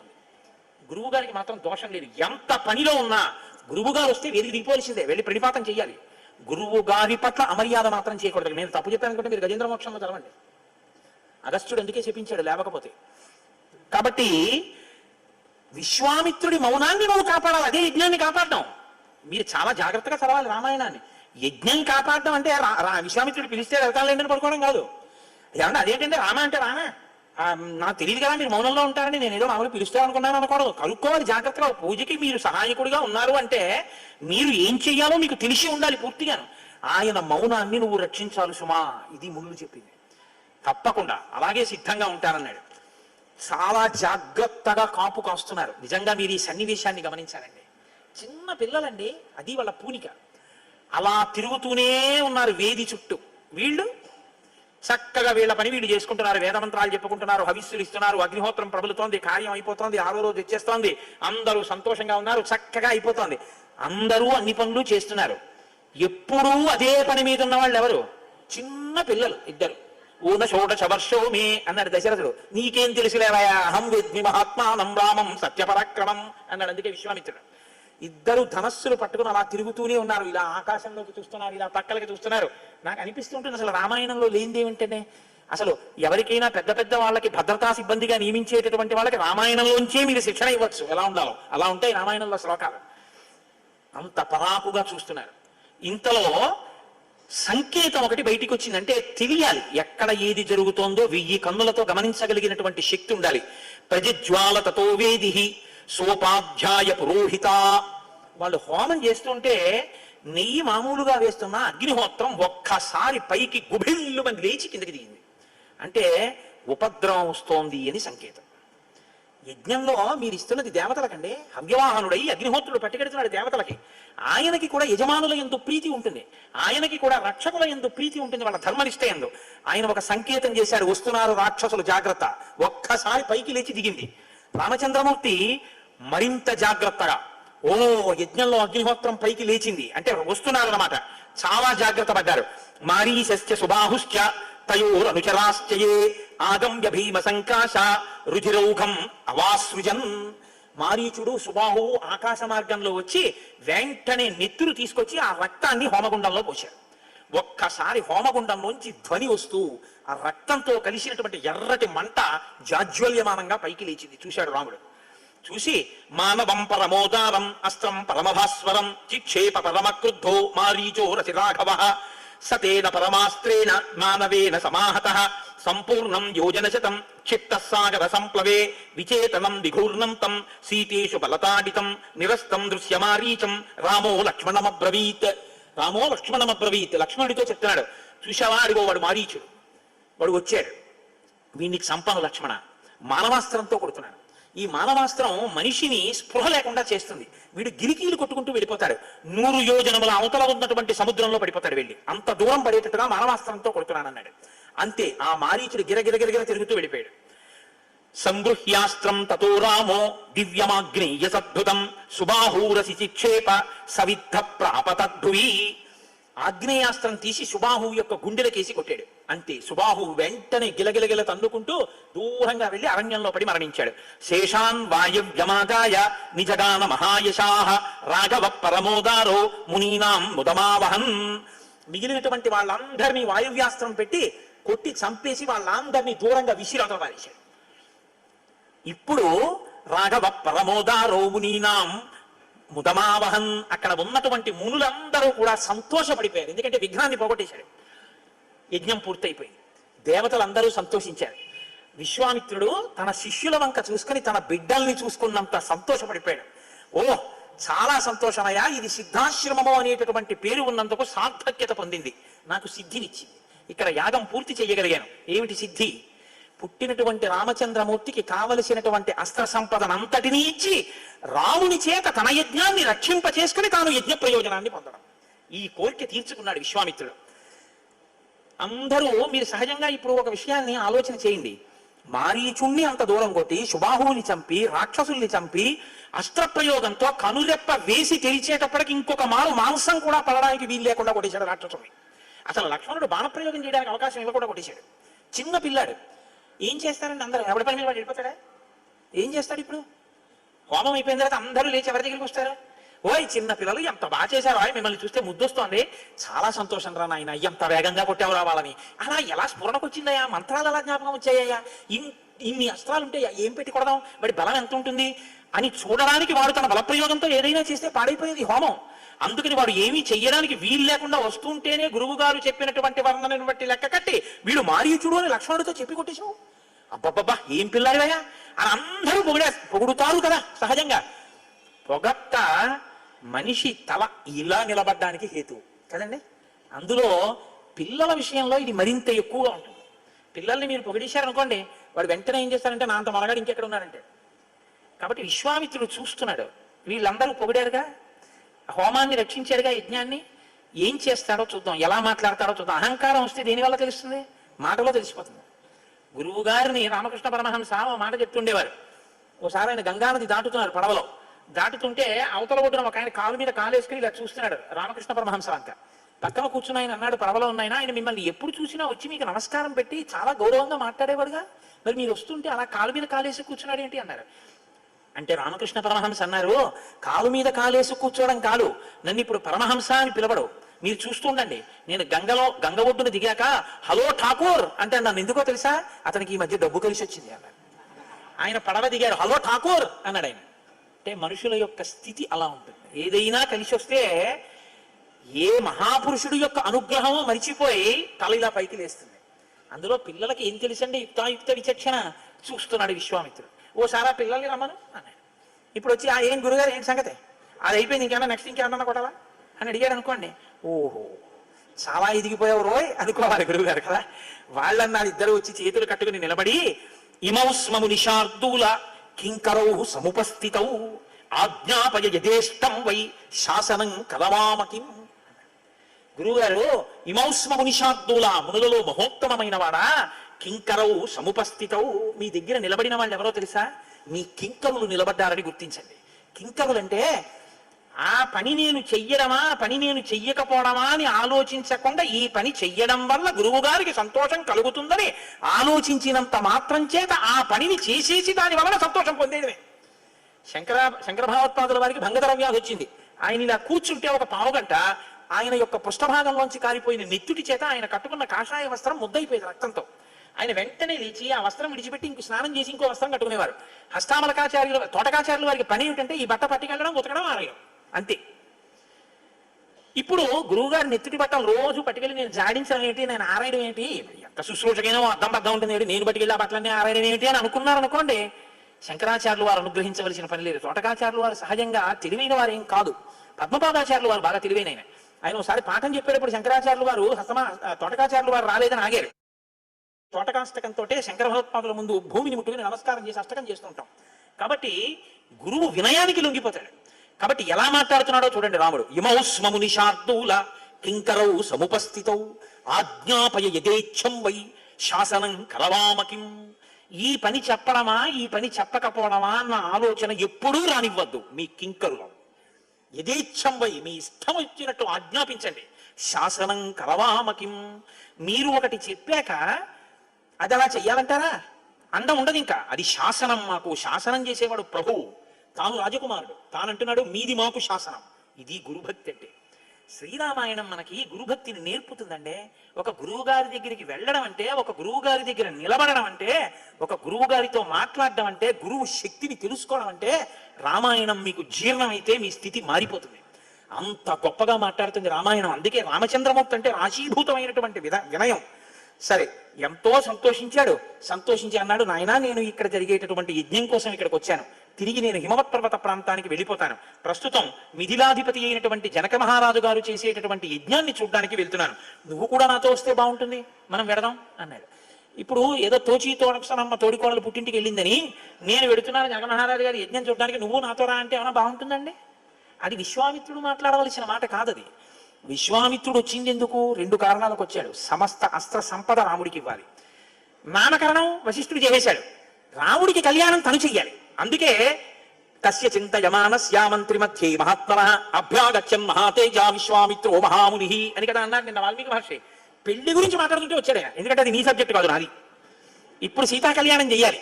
అందుకని యావై నీకు పెళ్లి చేస్తాను రమ్మంటే రాముడు ఏమంటాడు? నిన్ననే చెప్పాడు, తాటక మీద బాణం వేయమంటే పితుర్వచన నిర్దేశాత్ పితుర్వచన కారణాత్ ఏమంటాడు? అది మా నాన్నగారు చూడవలసిన విషయం అండి అంటాడు. ఇప్పుడు తను ఏమవుతాడు? కాబట్టి నీకు పెళ్లి చేస్తాను రమ్మని రాకూడదు గురువుగారు, అది వాళ్ళ నాన్నగారు చూడవలసిన పని కోడల్ని. కాబట్టి ఏమని పిలవాలి? క్షత్రియులని ఏ మాట ఆకర్షిస్తుందో దానికి పిలవాలి. కాబట్టి ఎంత ఏమి విశ్వామిత్రుడండి! అసలు విశ్వామిత్రుడి మాట తీరు చూస్తే రామాయణంలో మహానుభావ ఏమి వాక్ సంపదయ అనిపిస్తుంది. అద్భుతం ధనురత్నంచ తత్ర తత్ర తద్ద్రష్టుమర్హసి. నాయన రామ, మిథిలా నగరంలో జనక మహారాజు గారి యొక్క అంతఃపురంలో శివధనస్సు ఉంది. ఎంత గొప్ప ధనస్సో తెలుసా? దాన్ని రోజు ధూపం వేసి పుష్పాలతో పూజ చేస్తారు. ఆ ధనస్సు అంటే సామాన్యమైంది కాదు. దాన్ని దేవతలు ఇచ్చారు ఒక యజ్ఞంలో. దాన్ని ఎక్కువ పెడదామని చాలా మంది ప్రయత్నం చేశారయ్యా. ఎందుకు ఎక్కువ పెడదాం అనుకున్నారో తను చెప్పలేదండో. ఎందుకో తెలుసా? అది ఎక్కువ పెడితే సీతమ్మ ఇష్టార్థ జనకుడు అని అనుకోండి, మనకెందుకు రండి ఆ గొడవ మా నాన్నగారు చూస్తారంటే. అందుకని అది చెప్పలేదు విశ్వామిత్రుడు. ధనస్సు ఎక్కువ పెట్టడం చెప్పాడంతే. చెప్పకపోతే తప్ప? మరి సీతమ్మ గురించి చెప్పకపోవడం తప్పు కదండి. అంటే ఆయనకి అప్పుడు ఆయన ఏమంటాడంటే, బ్రహ్మచారికి నాకెందుకు ఆ విషయం, వాళ్ళ నాన్నగారు చూసుకోవాల్సిన విషయం, నేను ధనస్సు గురించి చెప్పానయా అంటాడు. విశ్వామిత్రుడికి మనం చెప్పలేము, ఆయన ధర్మాత్ముడు. కాబట్టి ఎంత గమ్మత్తుగా అన్నాడంటే, నాస్య దేవా నగంధర్వా నాసురా నచరాక్షసాః కర్తుమారోపణం శక్త నకథంచన మానుషాః. ఎంత గమ్మత్తుగా మాట్లాడాడో చూడండి. ఆ ధనస్సు ఎక్కువ పెడదామని చాలా మంది చూశారు రామా. దాన్ని దేవతలు చూశారు, గంధర్వులు చూశారు, అసురులు చూశారు, రాక్షసులు చూశారు. ఎవరు ఎక్కువ పెట్టలేకపోయారు. నకథంచన మానుషాః, ఇంకా మనుషులేమి ఎక్కువ పెడతారులే అన్నాడు. అంటే రాముడు పౌరుషవంతుడు. క్షత్రియుడు పౌరుషహీనుడైతే అలా పనికొస్తుందండి. అది ఉత్తమ గుణం. భూపసభాంతరాలమన పుష్కళమత్యతురత్తమాది మహాపట శక్తియును యశమునం ధనురెత్తియు ప్రకృతి సిద్ధగుణంబులు సజనాళికి అంటాడు భర్తృహరి. ఉత్తప్పుడు మౌనంగా ఉండడం ఏమిటండి, ఇంకా మాట్లాడడం వచ్చా అన్నట్టు ఉంటాడు. సభలోకి వెళ్ళి మాట్లాడా పుష్కళమత్యతురత్వము. అంతేగాని సభలోకి వెళ్ళి తలబడకూడదు, కిందకు వచ్చి పుష్కలంగా మాట్లాడకూడదు. కాబట్టి ఎక్కడ ఏది ఉండాలో అది ఉండాలి, ఆ సంపద ఉండాలి. కాబట్టి రాముడికి ఈ మాట అన్న తర్వాత మనుషులు ఎక్కువ పెట్టలేకపోయాడు. గురుగారు అలా అనకండి, నేను ఎక్కువ పెడతాను అనకూడదు. అలా అని గురువు గారి దగ్గర అధిక్షేపిస్తే ఎక్కువ పెడతావా అని, ఆ సమయమునకు నీకు ఆ బలము జ్యోతకమగుకుంటుగాక అన్నాడు అనుకుని ఏమైపోతాడు. గురువు గారి దగ్గర అనక్కర్లేదు, అక్కడికి వెళ్ళాక గురువు గారిని ఆశీర్వచనం అడుగు, తథాస్తు అంటే ఎక్కువ పెట్టేస్తా అంతే. కాబట్టి రాముడు ఊరుకున్నాడు. రాముడు గురువు గారు అలా అన్నారని ఎదిరించకూడదు. కానీ గురువు గారు ఇలా అంటున్నారేంటి, మనుషులు ఎవరు ఎక్కువ పెట్టలేరంటున్నారంటే మనం చూడాలి అన్న ఉత్సాహం ఆ పిల్లానికి రావాలి. అందుకని ఇలా అన్నాడు. అంటే ఇప్పుడు రాముడు అన్నాడు గురువు గారు వెడదంపాలన్నాడు. ఇది కళ్యాణానికి తీసుకెళ్ళడానికి విశ్వామిత్ర మహర్షి వేసుకున్న ప్రణాళిక. ఇప్పుడు కలిసి బయలుదేరారు. బయలుదేరితేట విశ్వామిత్రుడు సిద్ధాశ్రమంలోంచి బయలుదేరితే మునులందరూ వెంట వచ్చి వీడ్కోలు పలికారు. బాగుంది. మృగపక్షి గణాశ్చైవా సిద్ధాశ్రమ నివాసినః అనుజగ్ముర్మహాత్మానం విశ్వామిత్రం మహామునిం నివర్తయామాస తతః పక్షి సంఘాన్ మృగానపి. పక్షులు మృగాలు కూడా ఆయనతో పాటే వచ్చేస్తున్నాయిట. నేను ఇది మీతో మనవి చేసింది. మహాపురుషుల యందు జంతువులు ప్రకృతి అన్నీ అనుబంధం పెంచుకుంటాయి. విశ్వామిత్రుడు అన్నట్ట కాదు కాదు, నేనంటే సిద్ధాశ్రమం నుంచి వెడుతున్నాను, మీరు ఇక్కడే ఉండండి అని వాళ్ళని వెనక్కి వెళ్ళిపోమన్నాక వెనక్కి వెళ్ళిపోయిట. కలిసి బయలుదేరారు. వెళ్ళిన తర్వాత శోణా నదీ తీరంలో ఆ రోజు రాత్రి విశ్రమించారు. రాముడు అడిగాడు, అసలు ఈ శోణా నది ఏమిటి, నగరాలు ఏమిటి, రాజ్యం ఏమిటి, ఇది ఎవరిది, దీన్ని ఎవరు పరిపాలిస్తున్నారో నాకు చెప్పండి అని అడిగాడు. నాయన, మా వంశమునకు కర్త బ్రహ్మమానస పుత్రుడు అయోనిజుడు మహానుభావుడు కుషుడు అనబడేటటువంటి ఆయన ఉన్నాడు. ఆయన భార్య పేరు వైదర్భి. ఆయనకి 9 కుమారులు, కుశాంబుడు, కుశనాభుడు, అధూర్తరజసుడు, వసు. ఒకనొక నాడు కుషుడు వీళ్ళందరినీ పిలిచి 9 కుమారుల్ని మీరు ప్రజారక్షణ కొరకు 4 నగరములను నిర్మించుకుని రాజ్య పరిపాలన చెయ్యండి అన్నాడు. కుశాంబుడు కౌశాంబిని, కుశనాభుడు మహోదయమును, అధూర్తరజసుడు ధర్మారణ్యమును, వసువు గిరివ్రజమును నిర్మించారు. ఇప్పుడు మనం ఉన్నటువంటి ప్రాంతాన్ని గిరివ్రజము అని పిలుస్తారు. రామా, మనం ఈ రాజ్యంలో ఉన్నాం అని చెప్పి ఆయన ఒక మాట అన్నాడు. కుశనాభస్తు రాజశ్రీ కన్యాశతమనుత్తమం జనయామాస ధర్మాత్మ ఘృతాచ్యాం రఘునందన. కుశనాభుడు అనేటటువంటి రాజర్షికి ఆయనకి ఘృతాచి అనబడేటటువంటి ఒక అప్సర స్త్రీ వలన 9 కన్యలు కలిగారు. వాళ్ళు అప్సరస యొక్క పిల్లలు కనుక దేవతల యొక్క స్థితిని పొందారు, అంత అందాన్ని పొందారు. వాళ్ళు 9 యవ్వనవతులై ఒక రోజు సాయంకాలం ఉద్యానవనంలో రకరకాలైనటువంటి వాద్య పరికరములను మోగించుకుంటూ తిరుగుతున్నారు. బాలకాండలో అత్యంత గొప్ప సర్గల్లో ఇదొకటి. పైకి కనపడదు, కానీ నిజంగా అసలు సనాతన ధర్మం యొక్క సాంస్కృతి విలువల పట్టి ఎక్కడుందో ఈ సర్గ చూపిస్తుంది. వీళ్ళందరూ అక్కడ నిలబడి ఉంటే వాయువు వచ్చాడు. వచ్చి ఆయన అన్నాడు, తాహ సర్వగుణ సంపన్న రూపయవ్వన సంయుతాః దృష్టా సర్వాత్మకో వాయు ఇదం వచనమబ్రవీత్ అహం భక్కామయే సర్వా భార్యా మమ భవిష్యథ మానుషస్వజ్యతాం భావో దీర్ఘమాయురవాప్స్యథ చలం హి యవ్వనం నిత్యం మానుషేషు విశేషతః అక్షయ్యం యవ్వనం ప్రాప్త అమర్గ్యశ్చ భవిష్యథ. మీరు నరకాంతలుగా ఉన్నారు, అప్సరసకి జన్మించినా కూడా. కాబట్టి మీ యవ్వనం కొంతకాలానికి తరిగిపోతుంది. నేను వాయుదేవుడను, మీ 9 నాకు భార్యలు కండి, నేను మీ యందు అనురక్తుడనయ్యాను. మీరు దేవతాత్వాన్ని పొందితే మీ యవ్వనం స్థిరంగా ఉంటుంది, అందుకని మీరు నాకు భార్యలు కండి అన్నాడు. అంటే నూర్గురు కన్యలు ఒకరితో ఒకరు మాట్లాడుకోకుండా ఏకకాలంలో నూర్గురు కలిసి ఒక్కటే మాట అన్నారు. బాగా గుర్తుపెట్టుకోండి, ఒకరితో ఒకరు మాట్లాడుకుని కాదు, ఏకకాలంలో నూర్గురు కలిసి జవాబు చెప్పారు. ఏమని?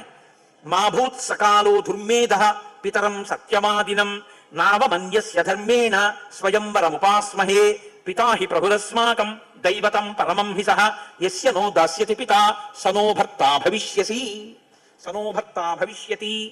ఇప్పుడు మమ్మల్ని అడిగితే అడిగావు దుర్మేధ, ఈ లోకంలో ఏ ఆడపిల్లని ఏ పురుషుడు కూడా నేను నిన్ను వివాహం ఆడతానన్న మాట అడగకూడదు. అడిగినా బుద్ధి ఉన్న ఏ ఆడపిల్ల తండ్రికి తెలియకుండా ఈ వేరొకడిని తన భర్తగా అంగీకరించరాదు. ఇది జాతికి ధర్మం. పితాహి ప్రభురస్మాకం, మాకు మా తండ్రి దైవం. మా తండ్రికి తెలుసు మమ్మల్ని ఎవరికిచ్చి వివాహం చెయ్యాలో, మా జీవితం భద్రంగా ఉండడానికి ఎవరికి కన్యాదానం చెయ్యాలో మా తండ్రికి తెలుసు. దైవతం పరమం హి సహ, మా కన్నులకు కనపడే దైవం మా తండ్రి. యస్య నో దాస్యతి పిత సనో భర్త భవిష్యతి. ఈ దేశంలో ఇప్పుడు కాదు ఎప్పటికీ కూడా ఆడపిల్ల తండ్రి మాట కాదని తనకు తాను స్వతంత్రించి తన భర్తని తాను ఎన్నుకునేటటువంటి దుర్దినమో రాకుండుగాక అన్నారు. ఇది జాతి సంస్కృతి మూలం. దీనికి అనుగుణంగానే మనం ఏ రచనలు చేసినా చెయ్యాలి తప్ప ఆడపిల్లల్ని మగపిల్లల్ని బరితెగించేటట్టుగా వాళ్ళలో ఉన్నటువంటి యవ్వనోద్రేకాన్ని రెచ్చగొట్టి నీకు 100 రూపాయల టికెట్ కోసం లక్షలు లాభం రావడం కోసం 3 గంటలు మాదక ద్రవ్యం లాంటి సినిమా తీసి డైలాగులు రాసి జాతిని పాడు చేసేటటువంటి నైతికమైన అధికారం నీకు లేదు. అది వాడికి లేకపోయినా అడగవలసిన అవసరం పెద్దలకు ఉంది. మేము రామాయణానికి వారసులం, నీ ఇష్టం వచ్చినట్టు నువ్వు రాయడానికి వీల్లేదని నిలదీసేటటువంటి రోజు వస్తే తప్ప మన బిడ్డల్ని మనం రక్షించుకునే స్థితి మనకి రాదు. మనం ఎందుకు రామాయణానికి వారసులమో, రామాయణం అంటే ఏమిటో మీరు గమనించదరుగాక. కాబట్టి పితాహి ప్రభురస్మాకం దైవతం పరమం హి సహ యస్య నో దాస్యతి పితా సనో భర్తా భవిష్యసి. ఈ మాట అంటే కోపం వచ్చింది వాయుదేవుడికి. ఆయన వాళ్ళ యొక్క శరీరములలోకి బాగా ప్రవేశించి వాళ్ళ శరీరములు వంకరలు తిరిగిపోయేటట్టుగా చేసేసాడు. చేసేస్తే వాళ్ళెవ్వరూ కూడా కదలలేని స్థితిలో వెళ్ళిపోయి అంతఃపురంలో కింద పడిపోయారు. కింద పడిపోయి ఉంటే రాజైనటువంటి కుశనాభుడు తండ్రి వచ్చాడు. వచ్చి ఏమమ్మా మీరందరు ఇలా కింద పడిపోయారు అని అడిగాడు. అడిగితే వాళ్ళు అన్నారు, నాన్నగారు వాయుదేవుడు మమ్మల్ని భార్యలు కమ్మని అడిగాడు. మేమందరం కలిసి ముక్తకంఠంతో ఒక మాట చెప్పాం, మేము నీకు భార్యలు కావడం అన్నది మా నాన్నగారి అభిష్టం మీద ఆధారపడి ఉంటుంది, ఆయన చెయ్యాలి కన్యాదానం అన్నాం. కోపగించి మమ్మల్ని విరూపల్ని చేశాడు అన్నాడు. అంటే ఆయన అన్నాడు, ఏమమ్మా మీకు తపశ్శక్తి ఉంది కదా, మీరు మరి ఆయన్ని శపించలేదా అని అడిగారు. వాళ్ళన్నారు, నాన్నగారు శక్తి ఉంది కదా అని కోపం వచ్చిన చోటల్లా తప్పు చేసిన చోటల్లా మనం శాపవాక్కు విడిచిపెట్టు వెడితే ఈ లోకం ఉంటుందా అని అడిగారు. కాబట్టి మేము క్షమాగుణంతో ఓర్పుతో వెనక్కి వచ్చేసాం నాన్నగారు అన్నారు. ఇది రామాయణం అంటే.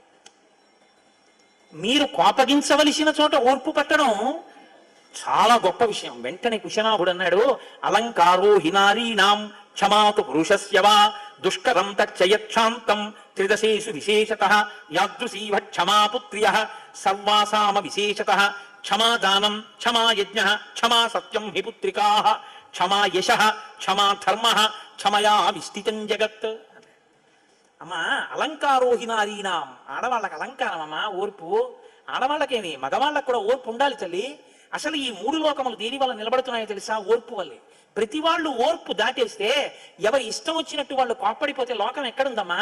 ఉండదు. క్షమాదానం ఓర్పే దానం, క్షమా యజ్ఞం ఓర్పే యజ్ఞం, క్షమా సత్యం హి పుత్రికా క్షమయే ఈశ్వరుడు, క్షమా యశ ఓర్పుయే కీర్తి, క్షమా ధర్మ ఓర్పుయే ధర్మం, క్షమయా విస్థితం జగత్.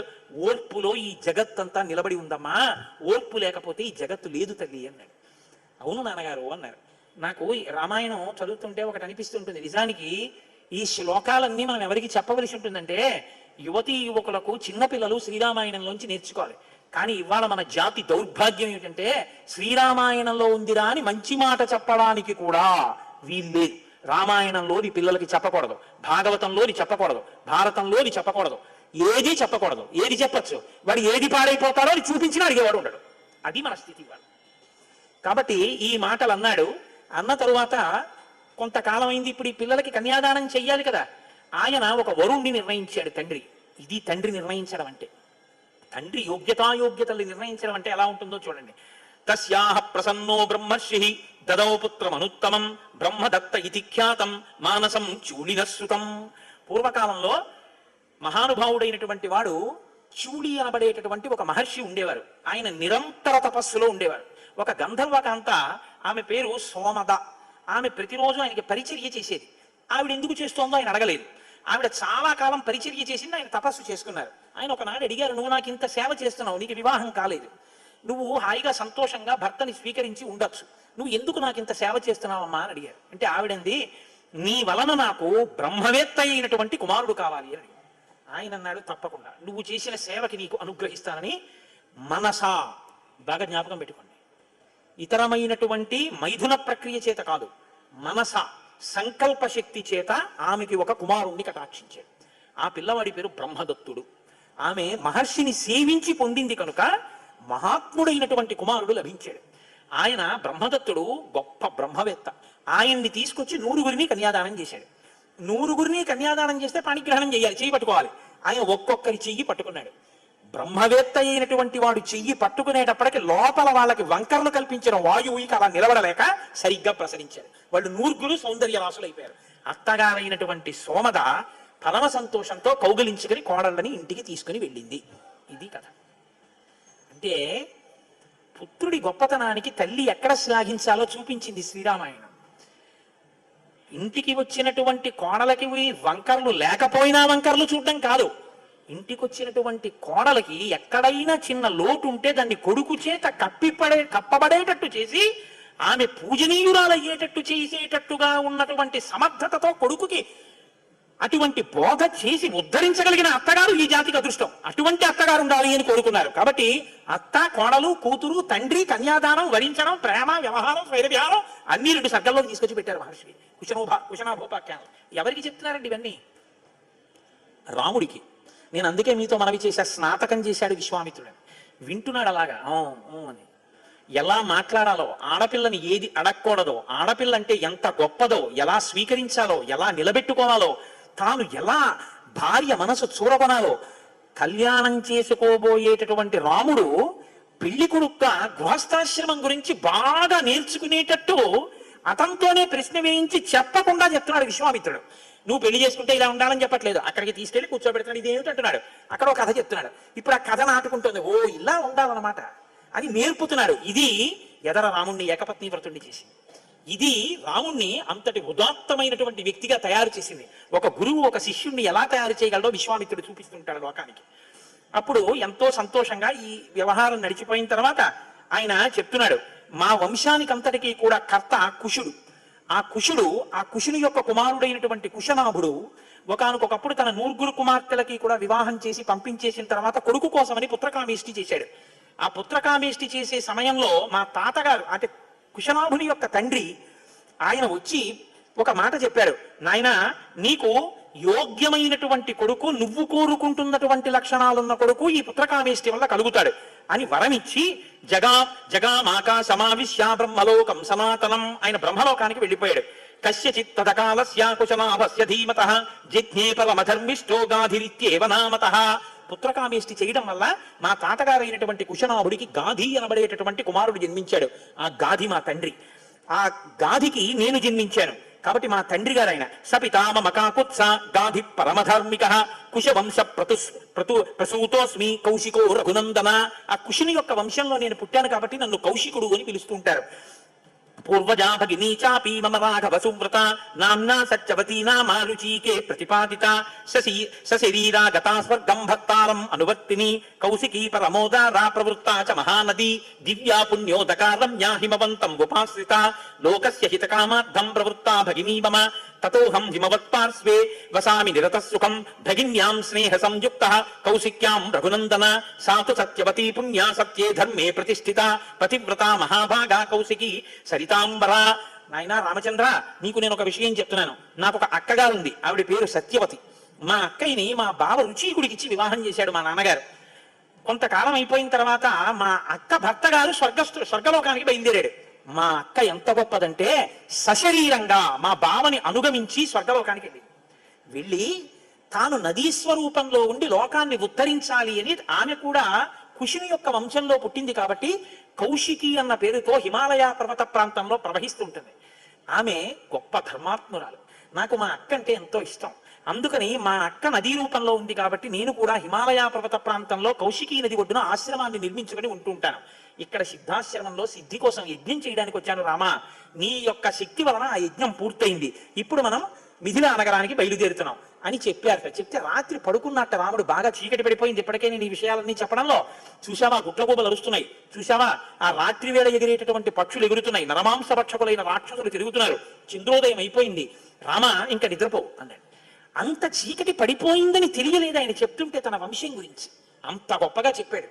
ఇప్పుడు రాముడు పడుకున్నట్ట మునులు అన్నారట, కౌశికులు ఎందలో పుట్టారు, కానీ విశ్వామిత్ర నువ్వు పుట్టి నీ వంశం ధన్యమైందయా. ఏమి అక్క, ఏమి మహానుభావులు, ఏమి కుశనాభుడు, ఏమి ధర్మం, లోకానికి ధర్మం నేర్పిందయా మీ కుటుంబం అన్నట్ట. రాముడు పడుకున్నాడు కానీ ఆ ఆడపిల్లలు వాయు అడగడం, కాదనడం, బ్రహ్మర్షిత్వం, విశ్వామిత్రుడు పుట్టడం, ఆ కౌశికి భర్తని అనుగమించడం, స్వర్గలోకానికి వెళ్ళడం, నదీ స్వరూపాన్ని పొందడం, ఏమి ఆడవాళ్ళు, ఏమి ఔన్నత్యం, ఎటువంటి ధార్మిక నిష్ట, లోపల ఇవన్నీ ఆలోచిస్తూ ఎప్పుడో రాముడికి కనురెప్ప పడిందిట. అంత మనసులో నాటుకునేటట్టు చెప్తాడు. ఇప్పుడు బయలుదేరి గంగానదిని దాటుతున్నారు. దాటుతుంటే ఏమి ఈ నది అని అడిగాడు. అడిగితే ఆ గంగానది ఆవిర్భావం గురించి చెప్తూ అత్యద్భుతమైనటువంటి ఘట్టాన్ని ఒకదాన్ని ఇప్పుడు రామచంద్రమూర్తితో విశ్వామిత్ర మహర్షి చెప్తున్నారు. ఇది శ్రీరామాయణంలోనే అత్యంత శక్తివంతమైన పరమాద్భుతమైనటువంటి ఘట్టములలో ఒకటి. షణ్ముఖోత్పత్తి అంటారు. ఇది ఎంత శక్తివంతం అంటే గర్భిణీ స్త్రీలు కానీ ఈ సర్గల్ని పారాయణ చేస్తే తప్పకుండా వాళ్ళకి సంతానం కలుగుతుంది, సంతానం ఉత్తమమైన సంతానం కలుగుతుంది, ఎటువంటి సమస్యలు లేకుండా వాళ్ళకి ప్రసవం అవుతుంది. అంత శక్తి ఇందులోనే ఉంది. ఇందులోనే వాల్మీకి మహర్షి కుమార సంభవం అన్న మాట వాడారు. పెద్దవాళ్ళు ఏం చెప్తారంటే వాల్మీకి మహర్షి అసలు ఎప్పుడూ ఫలశ్రుతి చెప్పరు, ఈ సర్గ చదివితే ఇది వస్తుందని చెప్పరు. అట్లాంటి వాల్మీకి మహర్షి గంగావతరణానికి షణ్ముఖోత్పత్తికి ఫలశ్రుతి చెప్పారు. అత్యంత శక్తివంతమైన ఘట్టాలలో షణ్ముఖోత్పత్తి ఒకటి. ఇది విన్నవాళ్ళు సుబ్రహ్మణ్య లోకాన్నే పొందుతారు అంటారు. అంత శక్తివంతం. ఇందులో కుమార సంభవం అన్న మాట వాల్మీకి మహర్షి వాడారు. దీన్నే కాళిదాసు గారు తీసుకున్నారు. తీసుకుని కుమార సంభవం అన్న గ్రంథాన్ని ఆయన ఆ పేరుతోనే రచన చేశారు. కానీ ఇప్పటికీ గర్భిణీ స్త్రీలు పారాయణ చేస్తే ఈ షణ్ముఖోత్పత్తినే వింటూ ఉంటారు. కాబట్టి ఇప్పుడు మీరు అవధరించండి. పురా రామకృతోద్వాహో నీలకంఠో మహాతపాః దృష్ట్వాచ స్పృహయా దేవీం మైథునా ఉపచక్రమే అంటూ మొదలుపెట్టారు విశ్వామిత్ర మహర్షి. నాయనా రామ, నీకు అంగదేశం గురించి చెప్పాను. మన్మధుడు కాలిపోయాడు. తర్వాత పార్వతీ పరమేశ్వరులకి వివాహమైంది. ఎలా అయింది మరి మన్మధుడు లేకుండా? ప్రారంభమే ఒక గొప్ప విషయం. అందరి మీద బాణాలు వెయ్యాలి అంటే చేతిలో చెరుకు విల్లు 5 పుష్ప బాణాలు పట్టుకుని బాణాలు వేసేటటువంటి మన్మధుడు నేను బాణాలు వేసి అందరిలోనూ కామ ప్రచోదనం చెయ్యగలనన్న అహంకారంతో అదే పుష్ప బాణాల్ని తీసుకెళ్లి పరమశివుడి మీద కూడా వేసి ఆయన మనసు కదిపి పార్వతీదేవి యందు అనురక్తుడయ్యేటట్టు చెయ్యగలదనేటటువంటి అహంకార బుద్ధితో ఒక్క బాణాన్ని తీసి ప్రయోగించడానికి సిద్ధపడేటప్పటికే బహిర్ముఖుడైనటువంటి పరమశివుడు కనుతెరిచి చూసి తన మీదే బాణ ప్రయోగానికి సిద్ధపడుతున్న మన్మధుడి మీద ఆగ్రహం చెంది 3వ కన్ను తెరిస్తే భస్మ రాశి అయి మన్మధుడు కింద పడిపోయాడు. కాబట్టి సృష్టి ఆగిపోయి ఉండాలి కదా. ఇప్పుడు మన్మధుడు లేడుగా, మరి అప్పుడు పార్వతీ కళ్యాణం ఎలా అయింది అంటే అమ్మవారు ఏం చేసిందంటే ఏ ఆయుధములను మన్మధుడు పట్టుకుంటాడో వాటిని ఆవిడ పుచ్చుకుంది. 5 పుష్పబాణాలని చెరుకు విల్లు ఆవిడే పుచ్చుకుంది. కామాక్షి, కంచి కామాక్షి అదే కదండి, చేతితో పట్టుకుంది. ఇదే మనం లలితా స్వరూపం యొక్క వర్ణన చెప్తే ఇదే చెప్తాం. రాగస్వరూప పాశాఢ్య క్రోధాకార అంకుశోజ్వల మనోరూపేక్షుకోదండ పంచతన్మాత్రశాయక. ఇప్పుడు ఆవిడ ఇలా పట్టుకుంటే ఇంతటి పరమశివుడు వశుడైపోయాడు. అయిపోయి తాళి కట్టించాడు. తాళి కట్టాడు. సంసారంలోకి వచ్చి ఆవిడ పక్కన కూర్చున్నాడు. శంకరాచార్యుల వారు దిప్పి పొడిచారు. స్ఫురద్గండాభోగ ప్రతిఫలిత తాటంక జుగళం చతుశ్చక్రం మన్యే తవ ముఖమిదం మన్మధరదం యమారుహ్య దృహ్యత్వ నిరదమర్కేందు చరణం మహావీరో మార ప్రమదపతయే సంగీతపతయే అన్నారు. అయ్యా, నువ్వు ఎంత గొప్పవాడివైనా మా తల్లి చెరుకు విల్లు పుష్పబాణాలు పట్టుకునేటప్పటికీ లొంగవలసిందే. తాళి కట్టావా లేదా అమ్మ మెళ్ళలో? తాళి కట్టి అమ్మ పక్కకు వచ్చి అయ్యగా కూర్చున్నావు. ఇప్పుడు ఆవిడ శివకామ సుందరి. ఆమె అంత సౌందర్యంతో ఎవరి కోసం కూర్చుంది? మనకి తండ్రిని తెచ్చి కూర్చోబెట్టడానికి. ఆవిడ శివుడికి సౌందర్యం, బాహ్య సౌందర్యం, శివకామ సుందరి. నీకు నాకు అఖిలాండేశ్వరి, జగజ్జనని, మీనాక్షి, కామాక్షి, రాజరాజేశ్వరి, లలిత. మనకి అమ్మ. మా నాన్నగారికి భార్య. మా నాన్నగారు మా అమ్మని కామదృష్టితో చూడొచ్చు, అది ఆయనకి ధర్మబద్ధం. నేను మా అమ్మగారిని పవిత్ర దృష్టితో చూస్తాను. మా అమ్మగారు మా నాన్నగారికి శివకామ సుందరి, నాకు జగజ్జనని లలితాపరా భట్టారిక. వాగర్ధ వివ సంపృక్తం వాగర్ధ ప్రతిపత్తయే జగత పితరౌ వందే పార్వతీ పరమేశ్వరౌ. ఈ లోకానికంతటికీ తల్లిదండ్రులైన పార్వతీ పరమేశ్వరుల్లో అమ్మ సౌందర్యం పరమశివుడి కొరకు, అమ్మ యొక్క అంతఃసౌందర్యం అమ్మతనం మన కొరకు. మనకి జగదంబ జగజ్జనని, ఆయనకి భార్య. కాబట్టి ఇప్పుడు ఆవిడ తన ప్రజ్ఞతో పెళ్లి చేసుకుంది, మన్మధుడి గొప్పతనంతో పెళ్లి చేసుకోలేదు. మన్మధుడికి ఏం చేసింది? శివుణ్ణి తెచ్చి తన భర్తగా కూర్చోబెట్టుకుని, పిచ్చాడా ఇంకెప్పుడు ఆయన మీద ఏకు బాణాలు, ఇవో మిగిలిన వాళ్ళ మీద అంటావా వెయ్యి అని పట్టుకెళ్ళి మళ్ళీ ఆయన చేతిలో పెట్టింది. ఇప్పుడు ఆయన ఏం చేశాడు? శరీరం లేదు కానీ మునులను కూడా మోహపెడుతున్నాడు. ఎందుకు పెట్టగలుగుతాడు?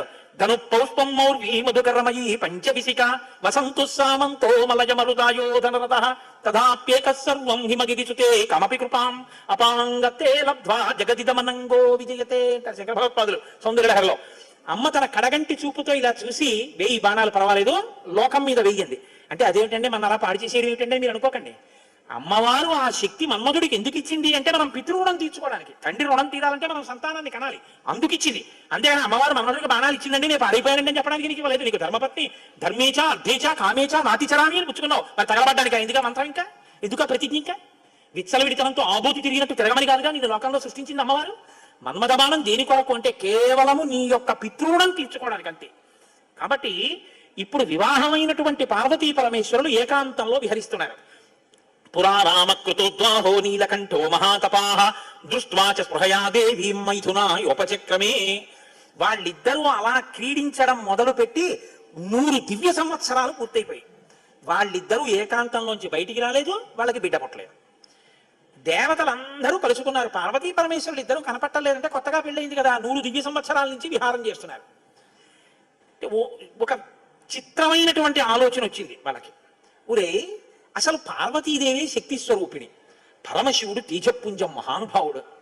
ఇప్పుడు వాళ్ళిద్దరి యొక్క శుక్రశోణితములు కలిస్తే, తేజస్సులు కలిస్తే ఈ లోకంలోకి ఒక కొత్త ప్రాణి వస్తే అసలు అటువంటి భూతమును అంటే అటువంటి ప్రాణిని మనం చూడడం కుదురుతుందా? అది ఎంత తేజవంతంగా ఉంటుంది, ఎవరు వహిస్తారు ఆ భూతాన్ని, ఎవరు చూడగలరు ఆ ప్రాణిని? కాబట్టి మనం పరమశివుణ్ణి వెళ్ళి అడుగుదాం, మీరు రతిక్రీడ విరమించి బిడ్డల్ని కనద్దు అని అడుగుదాం. అయితే మీరు నన్ను మాట అడగచ్చు, ఏమంటే బుద్ధి ఉందా అసలు ఈ మాట? వాళ్ళు అన్నారు అనుకోండి, మీరు ఎలా చెప్పారండి అని అడుగుతారు నన్ను. అసలు దేవతలకు ఎందుకండి ఈ వ్యవహారం? వాళ్ళు అలా ఎందుకు అనాలి? అలా అంటే మాత్రం దాన్ని మేము ఎలా అంగీకరించగలం ఈ విషయాన్ని? మీరు కంగారు పడిపోకుండా ఉండండి, నేను తర్వాత చెప్తాను ఎందుకు వస్తుందో. కాబట్టి ఇప్పుడు వాళ్ళందరూ కలిసి ఓ సమావేశం పెట్టుకున్నారు. నిజమే అంటే నిజమే, అందరూ కలిసి కైలాసానికి వెళ్ళారు. బయట నుంచి పెద్ద కేకేశారు, ఏమని? దేవదేవ మహాదేవ లోకస్యాస్య హితేరత. ఓ దేవదేవ మహాదేవ, లోకమునకంతటికి రక్షించవలసిన వాడా అని కేకేశారు. వీళ్ళకి ఏం ఉపద్రవం వచ్చిందో అని ఆయన బయటకు వచ్చారు. ఆయన్ని చూడగానే వీళ్ళందరూ నేల మీద పడి నమస్కారం చేశారు. సరి కైలాసముదొచ్చి శంకరుడి వాసద్వారముంజేరి ఈశుని దవ్వారికు లడ్డుపడ్డ తలమంచుందొచ్చి కుయ్యో మొర్రో విను వాలింపుము చిత్తగింపుము దయన్ వీక్షింపుమన్ సంభుజాలన ముఖ్యుల్కని రక్తరక్షణ కళ సమరంభులిన్ శంభులిన్ అంటారు పోతన గారు. అలా వీళ్ళందరూ ప్రణిపాతం చేశారు నేల మీద పడి. సురాణం ప్రణిపాతేన ప్రసాదం కర్తుమర్హసి న లోకా ధారయిష్యంతి తవ తేజ సురోత్తమ అన్నారు. మహానుభావ, నీవు పార్వతీదేవితో కలిసి ఏకాంతంలో దివ్య క్రీడను అనుభవిస్తున్నావు. మీ ఇద్దరికి బిడ్డ పుడితే దుస్సహం మేము తట్టుకోలేం. అందుకని నీ తేజస్సుని నీ తేజస్సులోకి అణిచేసేయి, ఆమె తేజస్సుని ఆమె తేజస్సులో అణిచివేయమను. మీ ఇద్దరూ ఒకరి పట్ల ఒకరు ఇటువంటి ఆభిముఖ్యం పొందకుండా తపస్సు చేసుకుంటూ కూర్చోండి అన్నారు. బ్రాహ్మేణ తపసాయుక్తో దేవ్యా సహ తపశ్చర త్రైలోక్య హిత కామార్థం తేజస్తే జసిధారయా. తేజస్సుని తేజస్సులో అణిచేసి ఇద్దరూ తపస్సు చేసుకోండి అన్నారు. ఎంత అక్కర్లేని విషయం అంటే ఇది. అంటే ఆయన అన్నాడు, తండ్రితనం అండి, తప్పకుండా మీకు అలాంటి ఇబ్బంది ఉంటుందంటే నేను ఇటువంటి భూతమును సృష్టించాను, అలాగే వెళ్ళిపోతాను. కానీ నేను ఇప్పటికి 100 దివ్య సంవత్సరముల నుంచి పార్వతీదేవితో క్రీడించాను. ఆ కారణం చేత దేవతానాం వచశ్రుత్వ సర్వలోక మహేశ్వర బాఢమిత్యత్ బ్రవీత్ సర్వాన్ పునశ్చేదమువాచ. మీరు చెప్పినట్టే చేస్తాను, నా తేజస్సులోకి అణిచేస్తాను. కానీ ఇదిదం క్షుభితం స్థానాత్ మమ తేజో యనుత్తమం ధారయిష్యతి కస్మన్మే బ్రువంతు సురసత్తమాః. ఇప్పటికే చాలా కాలంగా పార్వతీదేవితో నేను క్రీడించి ఉన్న కారణం చేత నా రేతస్థానం నుంచి తేజస్సు కదిలిపోయింది. ఇప్పుడు కదిలిపోయిన తేజస్సు పడిపోతుంది. నేను పార్వతీదేవి యందు వదిలిపెట్టద్దని మీరు అంటున్నారు, మరి నేను నా తేజస్సుని ఎక్కడ విడిచిపెట్టను, ఎవరు భరిస్తారో చెప్పండి అన్నారు. భరించడం అనేటప్పటికీ వాళ్ళు ఎవరు గుర్తొచ్చారో తెలుసా అండి? భూమి గుర్తొచ్చింది. అన్ని ఆవిడేగా భరిస్తుంది, పాపం ఆవిడే భరించాలి. అందుకని వాళ్ళందరూ కలిసి ముక్తకంఠంతో భూమిని చూపించారు.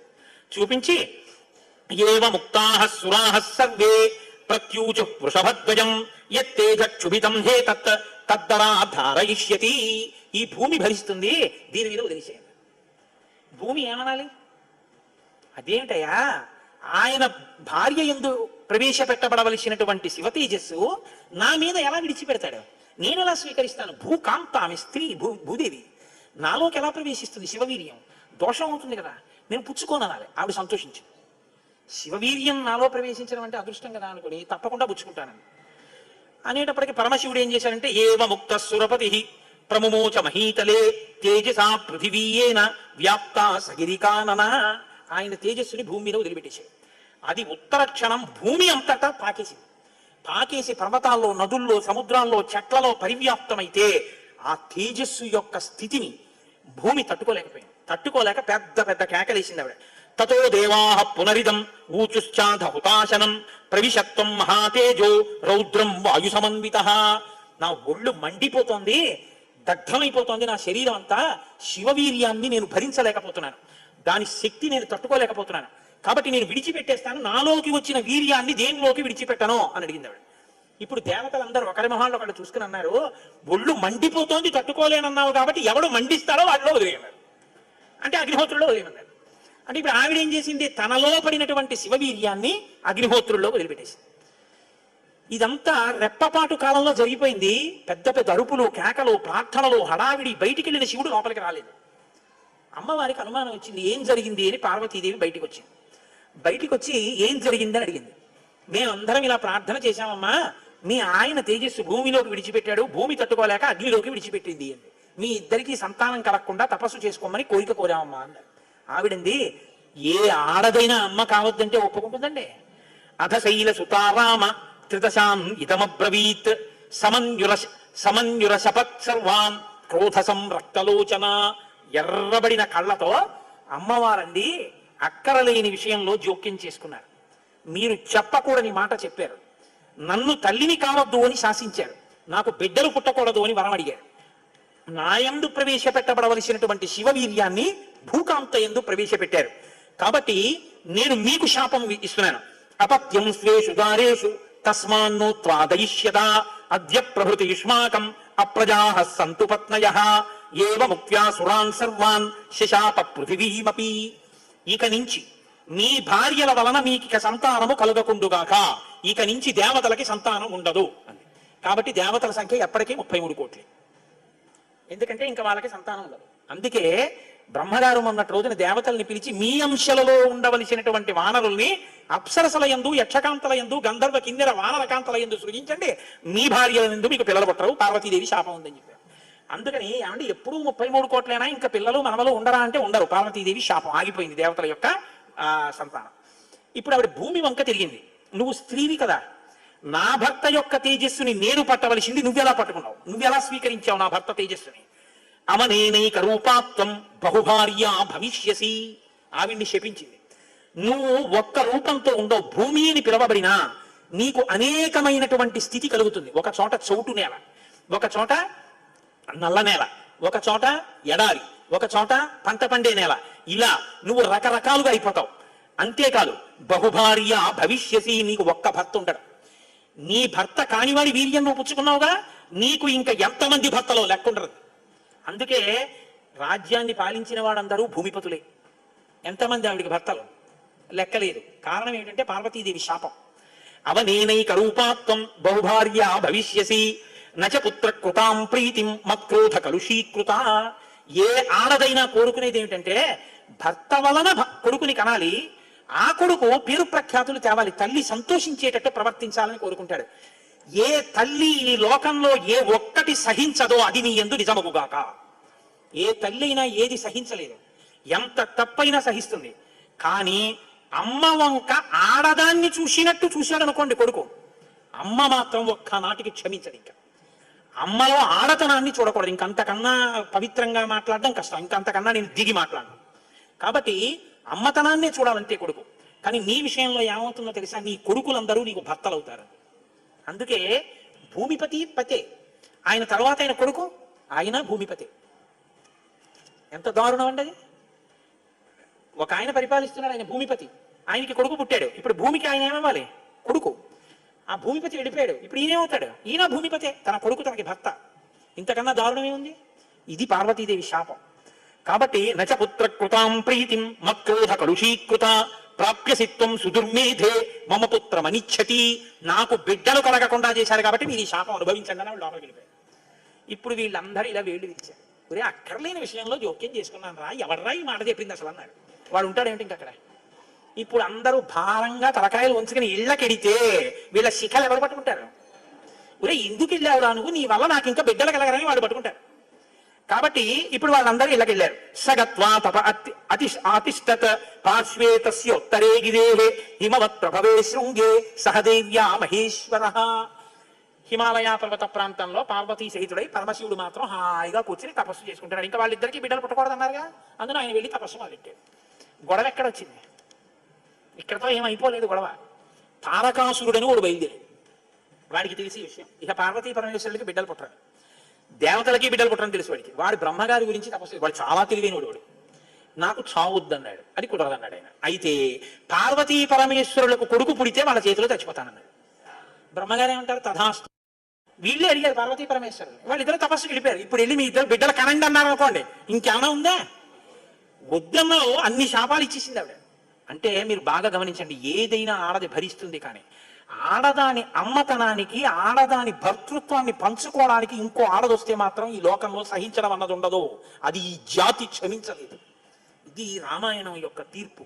కాబట్టి ఇప్పుడు వీళ్ళు వెళ్ళి అడగలేరు పార్వతీ పరమేశ్వరుని. కొడుకు పుడితే తప్ప వీళ్ళకి బతుకులేదు. ఎందుకని, వీళ్ళని చాలా బాధ పెట్టేస్తున్నాడు తారకాసురుడు. కాబట్టి ఇప్పుడు ఏం చెయ్యాలో అర్థం కాక పార్వతీ పరమేశ్వరులను అడగలేక చతుర్ముఖ బ్రహ్మగారి దగ్గరికి వెళ్ళారు. వెళ్ళి, అయ్యా ఎలాగండి పార్వతీ పరమేశ్వరులకు కొడుకు పుడితే తప్ప మేము రక్షింపబడం, ఇప్పుడు పుట్టే మార్గం ఏమైనా ఉందా అని అడిగారు. అడిగితే ఆయన అన్నారు, శైలపుత్ర్యా యుదుక్తం తత్ న ప్రజా సంతు పత్నిషు తస్యావచనమక్లిష్టం సత్యమేతన్న సంశయః. ఒరే పార్వతీ పరమేశ్వరులకి ఇంక పిల్లాడు పుట్టడం అనేటటువంటి విషయాన్ని మీరు నేను ఇక వెళ్ళి అడగడం అన్న విషయం మర్చిపోండి. పోనీ మన దగ్గర శివుని యొక్క తేజస్సు ఉంది, ఇంకా అగ్నిహోత్రుడు పుచ్చుకుని ఉంచాడుగా, అగ్నిహోత్రుల్లో ఉందిగా, యాపిల్ పండు ఫ్రిడ్జ్ లో పెట్టుకున్నట్టు అగ్నిహోత్రుడి దగ్గర ఉంది. పోనీ దాన్ని తెచ్చి ఎవరిలోకైనా నిక్షేపిద్దామంటే మీ భార్యలు ఎవ్వరికీ పిలవకూడదు, ఆవిడ శాపం ఉందిగా. పైగా ఆ శివవీర్యాన్ని భూకాంత పుచ్చుకుందనే అన్ని శాపాలు ఇచ్చింది. ఇప్పుడు దాన్ని తీసుకెళ్లి ఇంకోళ్ళు ఎవరికన్నా ఇష్టం అంటే ఎవరు మాత్రం పుచ్చుకుంటారు, ఏ ఆడది పుచ్చుకుంటుంది, పుచ్చుకుంటే కదా పిల్లలు పుట్టారు.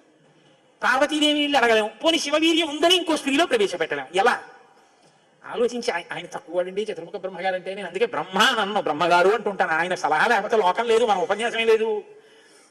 ఆయన అన్నారు, ఇయమాకాశగా గంగా యస్యాం పుత్రం హుతాశనః జనయిష్యతి దేవానాం సేనాపతి మరిందమం జ్యేష్ఠా శైలేంద్ర దుహిత మానయిష్యతి తత్సుతం ఉమాయాస్తబ్బ హుమతం భవిష్యతి న సంశయః. ఉమాయాస్తబ్ద హుమతం భవిష్యతి న సంశయః. హిమవత్ పర్వతం ఉందే, హిమవంతుడు, ఆయనకి ఇద్దరు బిడ్డలు ఉన్నారు. పెద్దమ్మాయి పేరు గంగ, రెండో అమ్మాయి పార్వతి. పెద్దమ్మాయి దేవతా స్త్రీలలోకి రాదు, ఆ అమ్మాయి స్వర్గలోకంలో ప్రవహిస్తోంది. ఇప్పుడు తనకి బిడ్డలు పుట్టలేదన్న బాధ ఎప్పుడు పోతుందంటే, తన భర్త యొక్క వీర్యం తన అక్కగారిలోకి ప్రవేశించి బిడ్డ పుడితే తన అక్క కొడుకు తన కొడుకేగా. అందుకని కొంచెం మనసు కుదుటపరచుకుని పోన్లే బిడ్డ పుట్టాడని సంతోషిస్తుంది. అక్క జోలికి వెళ్ళదు, ఎందుకంటే కొంచెం ఆప్యాయత అన్నతోటి ఉంటుంది. అక్క కొడుకు తన కొడుకే అవుతాడు కాబట్టి. కాబట్టి మనం పార్వతీదేవి కోప్పడకూడదంటే ఆ గంగాదేవి యందు ఈ శివవీర్యాన్ని నిక్షేపించాలి. ఇప్పుడు శివవీర్యం ఎవరి దగ్గర ఉంది, అగ్నిహోత్రుడి దగ్గర ఉంది. ఇప్పుడు అగ్నిహోత్రుడు ఏం చేయాలి, గంగాదేవిలో విడిచిపెట్టాలి. గంగాదేవి ఒప్పుకోవద్దు. కాబట్టి మీరు ఏం చేయాలి, మీరేగా వెళ్ళి ప్రార్థన చేశారు, మీరే వెళ్ళి అగ్నిహోత్రుడిని గంగని ప్రార్థన చేయండి అన్నారు. ఇప్పుడు గంగాదేవి దగ్గరికి వెళ్ళి, అమ్మ ఏమనుకోవద్దు, శివవీర్యం అగ్నిహోత్రుడి దగ్గర ఉంది, నువ్వు అది పుచ్చుకో అంటే చీమోర్ముయి అంటే.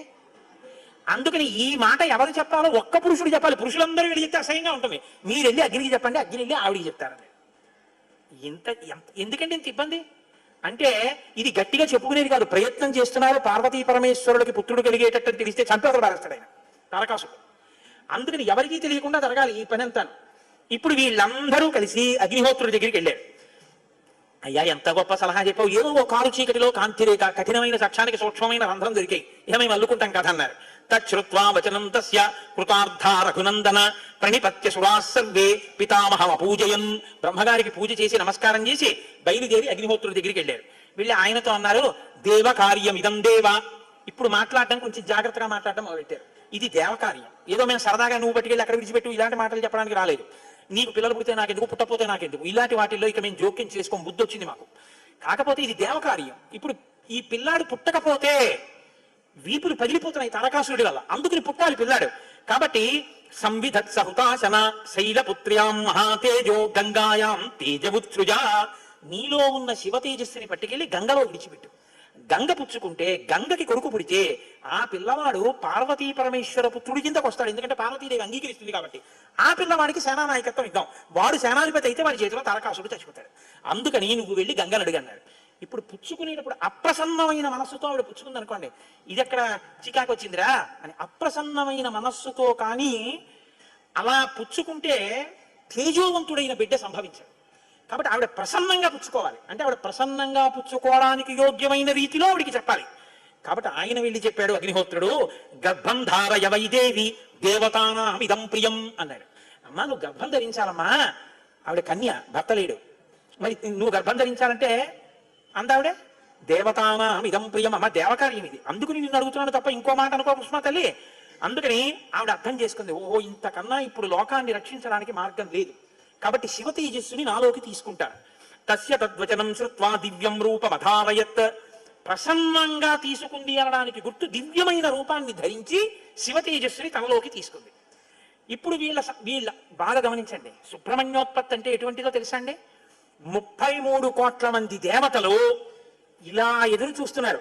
ఇప్పుడు కాని శివవీర్యం ఎందుకో పనికి రాకుండా పోయిందనుకోండి, గంగ కానీ బాబాయ్ నేను భరించలేకపోతున్నానని వదిలేవతలు పారేసింది అనుకోండి, అంతే. ఇక శివవీర్యం లేదు, ఎందుకంటే ఉన్న శివవీర్యం పారిపోయింది.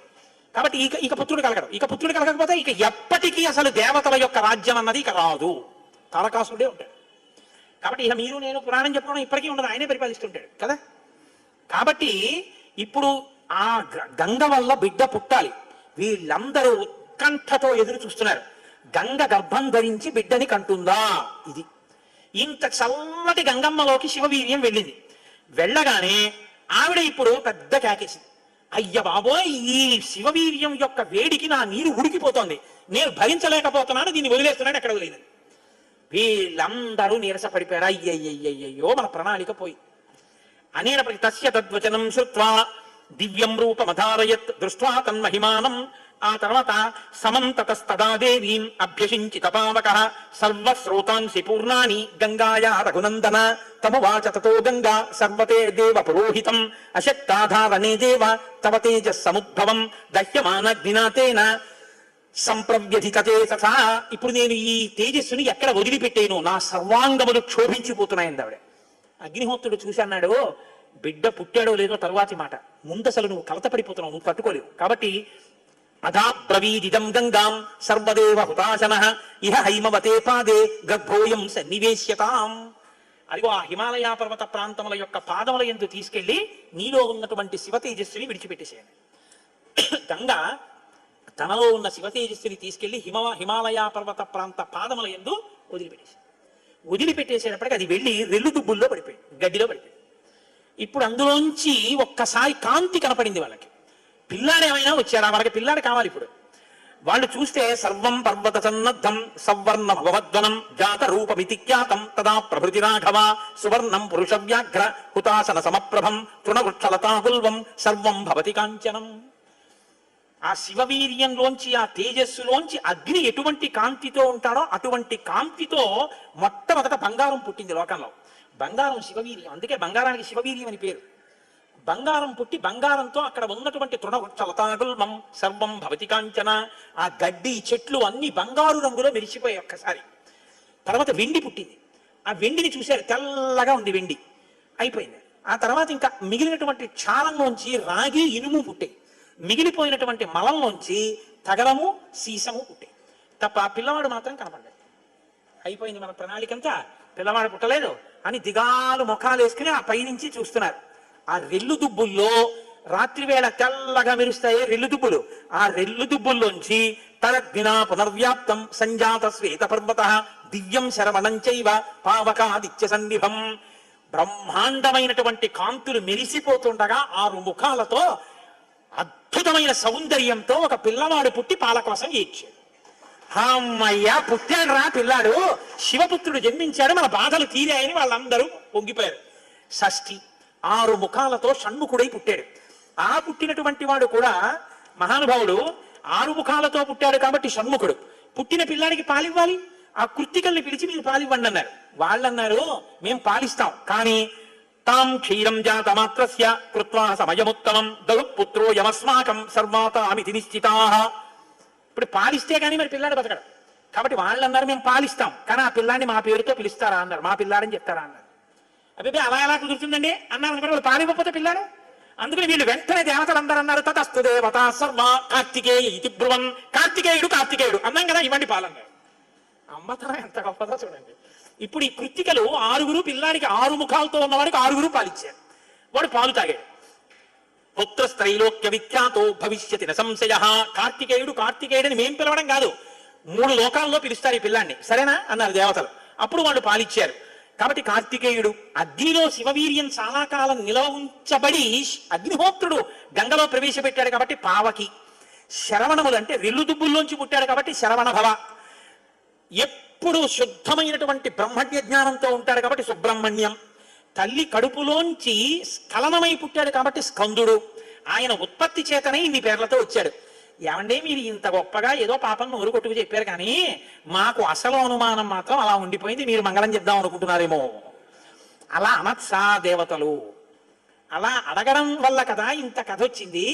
అలా ఎందుకు అడగాలి అసలు అంటే, మహానుభావుడు శంకర భగవత్పాదాచార్య స్వామి వారు బ్రహ్మసూత్రాలకి చేసినటువంటి వ్యాఖ్యానంలో ఒక చోట ఉదహరించారు దీని గురించి. దాని గురించి అసలు ఇలా ఎలా జరిగిందని కంచికామకోటి పీఠాధిపతులు చంద్రశేఖరేంద్ర సరస్వతి స్వామి వారు ఎంతమంది పౌరాణికులను అడిగారట. ఆఖరికి ఒక ఆయన దీని మీద పరిశోధన చేసి త్రిపుర రహస్యంలో ఉన్నటువంటి మంత్రాల యొక్క వ్యాఖ్యానంలో దీని అసలు వృత్తాంతం ఎక్కడుందో పరమాచార్య స్వామి వారికి తీసుకొచ్చి చెప్పారు. త్రిపుర రహస్యంలో ఉంది దీని రహస్యం, అక్కడి నుంచి అనుసంధానం చేయాలి దాన్ని. సనత్కుమారుడు అని ఒక ఆయన బ్రహ్మమానసపుత్రుడు, ఆయన పుట్టుక చేత మహాజ్ఞాని. అటువంటి పిల్లవాడు ఆయన ఎప్పుడూ తనలో తాను బ్రహ్మజ్ఞానంలో రమిస్తుండేవాడు. ఆయన ఒక రోజు రాత్రి నిద్రపోతే, నిద్రపోవడం అంటే గుర్తుపెట్టుకోండి బ్రహ్మవేత్త నిద్రకి కూడా ఆయన సాక్షి. అటువంటి ఆయనకి కల వచ్చిందంటే అవస్థ ఏర్పడింది, స్వప్నావస్థ. ఆ కల్లో తాను రాక్షస సైన్యాల మీద యుద్ధం చేస్తున్నట్టు కల వచ్చింది. ఆయన తెల్లబోయి ఇదేం నాకు కల రావడం ఏమిటి, కల రావడం అంటే మనసులో ఏదో కోరిక ఉంది, ఆ కోరిక కల్లో కనపడింది, స్వప్నావస్థలోకి వెళ్ళాను, ఇది దోషం కదా, నాకు అలా ఎందుకు జరిగిందని తండ్రి చతుర్ముఖ బ్రహ్మగారి దగ్గరికి వెళ్ళారు. వెళ్ళి నాన్నగారు నాకు ఇలా కళ ఎందుకు వచ్చింది నాన్నగారు అసలు అని అడిగాడు. ఆయన అన్నాడు, నాయనా నీకు ఇలా కళ రావడానికి ఒక కారణం ఉంది. నువ్వు పూర్వజన్మలో వేదాన్ని నేర్చుకునేటప్పుడు వేదంలో దేవతల గురించి రాక్షసుల గురించి దేవదానవ యుద్ధాల గురించి చదివి ఈ రాక్షసులు ఎప్పుడు వేద ప్రమాణానికి వ్యతిరేకంగా ఎందుకు ఇలాంటి పనులు చేస్తుంటారు, వీళ్ళని పట్టుకుని చంపేయాలని వ్యగ్రత పొందావు. ఆ వ్యగ్రత జీవుణ్ణి పట్టుకుంది. అది ఈ జన్మలో బ్రహ్మవేత్తమైనా నీకు ఆ వాసన ఉండిపోయింది. అది ఇప్పుడు కలగా వచ్చింది. అది తీరాలంటే నువ్వు దేవసేనకి అధిపతివి కావాలి. నువ్వు దేవసేనకి అధిపతివై రాక్షసుల్ని సంహరిస్తే ఆ కోరిక తీరుతుంది. నాన్నగారు నేను దేవాసేనాపతిని కావలసిందే ఆయన అన్నాడు చతుర్ముఖ బ్రహ్మగారు. వచ్చేసారు ఆయన. తన అనుష్ఠానంలో తనున్నారు. ఈలోగా పరమశివుడు ఒక సంకల్పం చేశాడు. పరమశివుణ్ణి మించిన జ్ఞాని లోకంలో ఇంకా లేడు. ఎక్కడైనా జ్ఞానం అంటూ ఉంటే అది కేవలం శాంకర భిక్ష. పరమశివుడి యొక్క భిక్షయే జ్ఞానం. అందుకే ఆయన్ని ఈశాన సర్వ విద్యానాం ఈశ్వర సర్వభూతానాం బ్రహ్మాధిపతి బ్రహ్మణోధిపతి బ్రహ్మా శివోమే అస్తు సదాశివోం మంగళములకు మంగళం నా తండ్రి. అంతటి మహాజ్ఞాని శంకరుడంటే ఆయన దగ్గర నుంచే వెళ్ళాలి జ్ఞాన గంగ. కాబట్టి పరమశివుడికి ఒకప్పుడు కోరిక పుట్టిందిట. నేను ఇప్పటిదాకా అన్ని విషయాలు చెప్పడం కానీ నేను ఓడిపోయిందన్నది లేదు ఎవరి దగ్గర. ఓడిపోవడం అంటే బయట వాళ్ళ దగ్గర ఓడిపోతే బాగుండదుగా. ఓడిపోవడం అనేటటువంటిది కూడా మనిషి జీవితంలో సన్మానంగా ఎప్పుడు మారుతుంది? పుత్రా విచ్ఛేత్ పరాజయం. తన కొడుకు చేతిలో తాను ఓడిపోవాలి. తన కొడుకు చేతిలో తాను ఓడిపోవడం అంటే ఒరే నేను ఈ శ్లోకానికి ఈ అర్థం ఇన్ని మాటలు చెప్పాను కానీ నా కొడుకు వచ్చి అకస్మాత్తుగా నాన్నగారు ఈ శ్లోకానికి ఈ అర్థం ఇలా కూడా వస్తుంది కదా అంటే నాకు ఎప్పుడూ రాలేదు ఈ ఆలోచన. ఎంత గొప్ప అర్థం చెప్పాడురా, ఇలా చూస్తే అసలు మొత్తం కథ మారిపోయింది. వీడికి ఎంత గొప్ప ఆలోచన వచ్చిందని నా కొడుకు ప్రజ్ఞ ముందు నేను తల వంచితే అది నాకు సన్మానం లాంటి ఓటమి. అలాంటి కొడుకు నా కడుపున పుడతాడా అనుకున్నట్ట పరమశివుడు కూడా ఒకనకొకప్పుడు. ఇప్పుడు సనత్కుమారుల వారికి ఈ కోరిక. ఎంత గొప్ప అర్థం చెప్పాడురా, ఇలా చూస్తే అసలు మొత్తం కథ మారిపోయింది. వీడికి ఎంత గొప్ప ఆలోచన వచ్చిందని నా కొడుకు ప్రజ్ఞ ముందు నేను తల వంచితే అది నాకు సన్మానం లాంటి ఓటమి. అలాంటి కొడుకు నా కడుపున పుడతాడా అనుకున్నట్ట పరమశివుడు కూడా ఒకనకొకప్పుడు. ఇప్పుడు సనత్కుమారుల వారికి ఈ కోరిక, పరమశివుడికి ఆ కోరిక. ఒకనకొకప్పుడు పరమశివుడు పార్వతీదేవి అసుర సంధ్య వేళలో ఈ భూమండలం అంతటా కూడా విహారం చేస్తారు. శ్రీశైల పర్వతం మీద దిగుతారు. భాగవతంలో చతుర్థ స్కందం అనుకుంటే అందులో చెప్తారు దీని గురించి. వాళ్ళిద్దరూ విహారం చేస్తుంటే సనత్కుమారుడు కనబడ్డారు. కనబడితే వాళ్ళకి ముచ్చటేసింది. బ్రహ్మవేత్త మహానుభావుడు బ్రహ్మజ్ఞాని, పలకరిద్దామని వృషభవాహనం మీద కిందికి దిగి దిగిరికి వెళ్ళారు. ఆయన ఇలా చూశారు. చూసి తన పంతాన్ని చేసుకుంటున్నారు. ఇద్దరు అలా నిలబడ్డారు. ఆయన ఏం పలకరించలేదు. పలకరించకపోతే పరమశివుడు అన్నాడు, ఏమయ్యా లోపల సంతోషించాడు, ఇది బ్రహ్మవేత్త అంటే. ఏమయ్యా ఇంతసేపటి నుంచి నించున్నావు, కనీసం నువ్వు పలకరించలేదు మమ్మల్ని అన్నారు. ఏంటి నువ్వు కొత్తగా కనపడ్డావు ఏంటి? నాకు లోకమంతా నువ్వు తప్ప ఇంకోటి కనపడితేగా, నువ్వే కనపడుతున్నది. బ్రహ్మవేత్తకి ఏం కనపడుతుందండి? విశ్వం కనపడదు, విశ్వనాథుడు కనపడతాడు. లోకం కనపడదు, లోకేశ్వరుడు కనపడతాడు. కాబట్టి నాకు కనపడుతున్నదే నువ్వు ఇవాళ కొత్తగా కనపడ్డావు ఏంటి? నాకు ఎప్పుడు నువ్వేగా కనపడదు, కొత్తదనం ఏముంది? అది అలా కూర్చున్నాను అన్నాడు. లేచి నిలబడి మాట్లాడకుండా అలా మాట్లాడితే శపిస్తాను తెలుసా అన్నాడు. శపిస్తే ఏమవుతుంది స్వామి? దేహానికి ఏమైనా బాధ కలుగుతుంది. అది నేనైతేగా, నేను ఆత్మని. ఆత్మకి శాపం ఏముంటుంది? ఆత్మయే నేను, నేనే నువ్వు, ఉన్నది ఒక్కటే, దానికి శాపం లేదు స్వామి, అందులో నా భయం లేదన్నారు. ఓహో ఏమి ద్వంద్వాతీతుడు రా మహానుభావ, ఇది బ్రహ్మజ్ఞానం అంటే. కాబట్టి నిన్ను చూసి నేను మురిసిపోతున్నాను, నీకేదైనా వరం ఇస్తాను పుచ్చుకో అన్నారు. ఆయన అన్నారు, వరం ఇస్తావా? మళ్ళీ ఇదో మోహం, వరం ఇవ్వడం శాపం ఇవ్వడం ఏమిటి ద్వంద్వాలు? నాకేం అక్కర్లేదు, నీకేమైనా కావాలా నేను ఇస్తానన్నారు. అంటే పరమశివుడు అన్నాడు, ఈ మాట నీతో అనిపించడం కోసమే ఇంతసేపు నించున్నాడు. నీలాంటి కొడుకు కావాలి, నువ్వు నాకు కొడుకు అవుతావా అన్నాడు. అంటే సనత్కుమారుడు అన్నాడు, నీకే కొడుకునవుతానన్నాడు. అంటే పార్వతీదేవి అంటే ఏది కేంత దీర్ఘం ఇస్తున్నావు, నీకే కొడుకునవుతానంటా ఏంటి? నీకే కొడుకునంటే నాకు కొడుకువే అంది. అదొక్కటి అడక్కమ్మా అన్నాడు. అదేమయ్యా అదేమిటి, నీలాంటి కొడుకు పుడుతుంటే నా కడుపున పుట్టకపోవడం ఏమిటి? అమ్మా ఎంత పార్వతీదేవివైనా తల్లి, నేను ఒక కడుపున పుట్టడం అంటే అమ్మా తల కింద పెట్టి కాళ్ళు పైకి పెట్టి 9 నెలలు అమ్మ కడుపులో పడుకుని యోని ద్వారంలోంచి బయటికి రాలేనమ్మా. శివకుమారుడిగా పుడతాను, నీకు కుమారుణ్ణే తప్ప అమ్మా నీ కడుపున మాత్రం పుట్టను అంటే ఆవిడ చిన్న బుచ్చుకుంది. అయ్యయ్యో నేను కూడా కలిసి అడగకపోవడం వల్ల వచ్చింది, కానీ నా కోరిక నువ్వు ఇంకొకలా తీర్చాలంది ఆవిడ. ఎలా తీర్చాలమ్మా అని అడిగారు.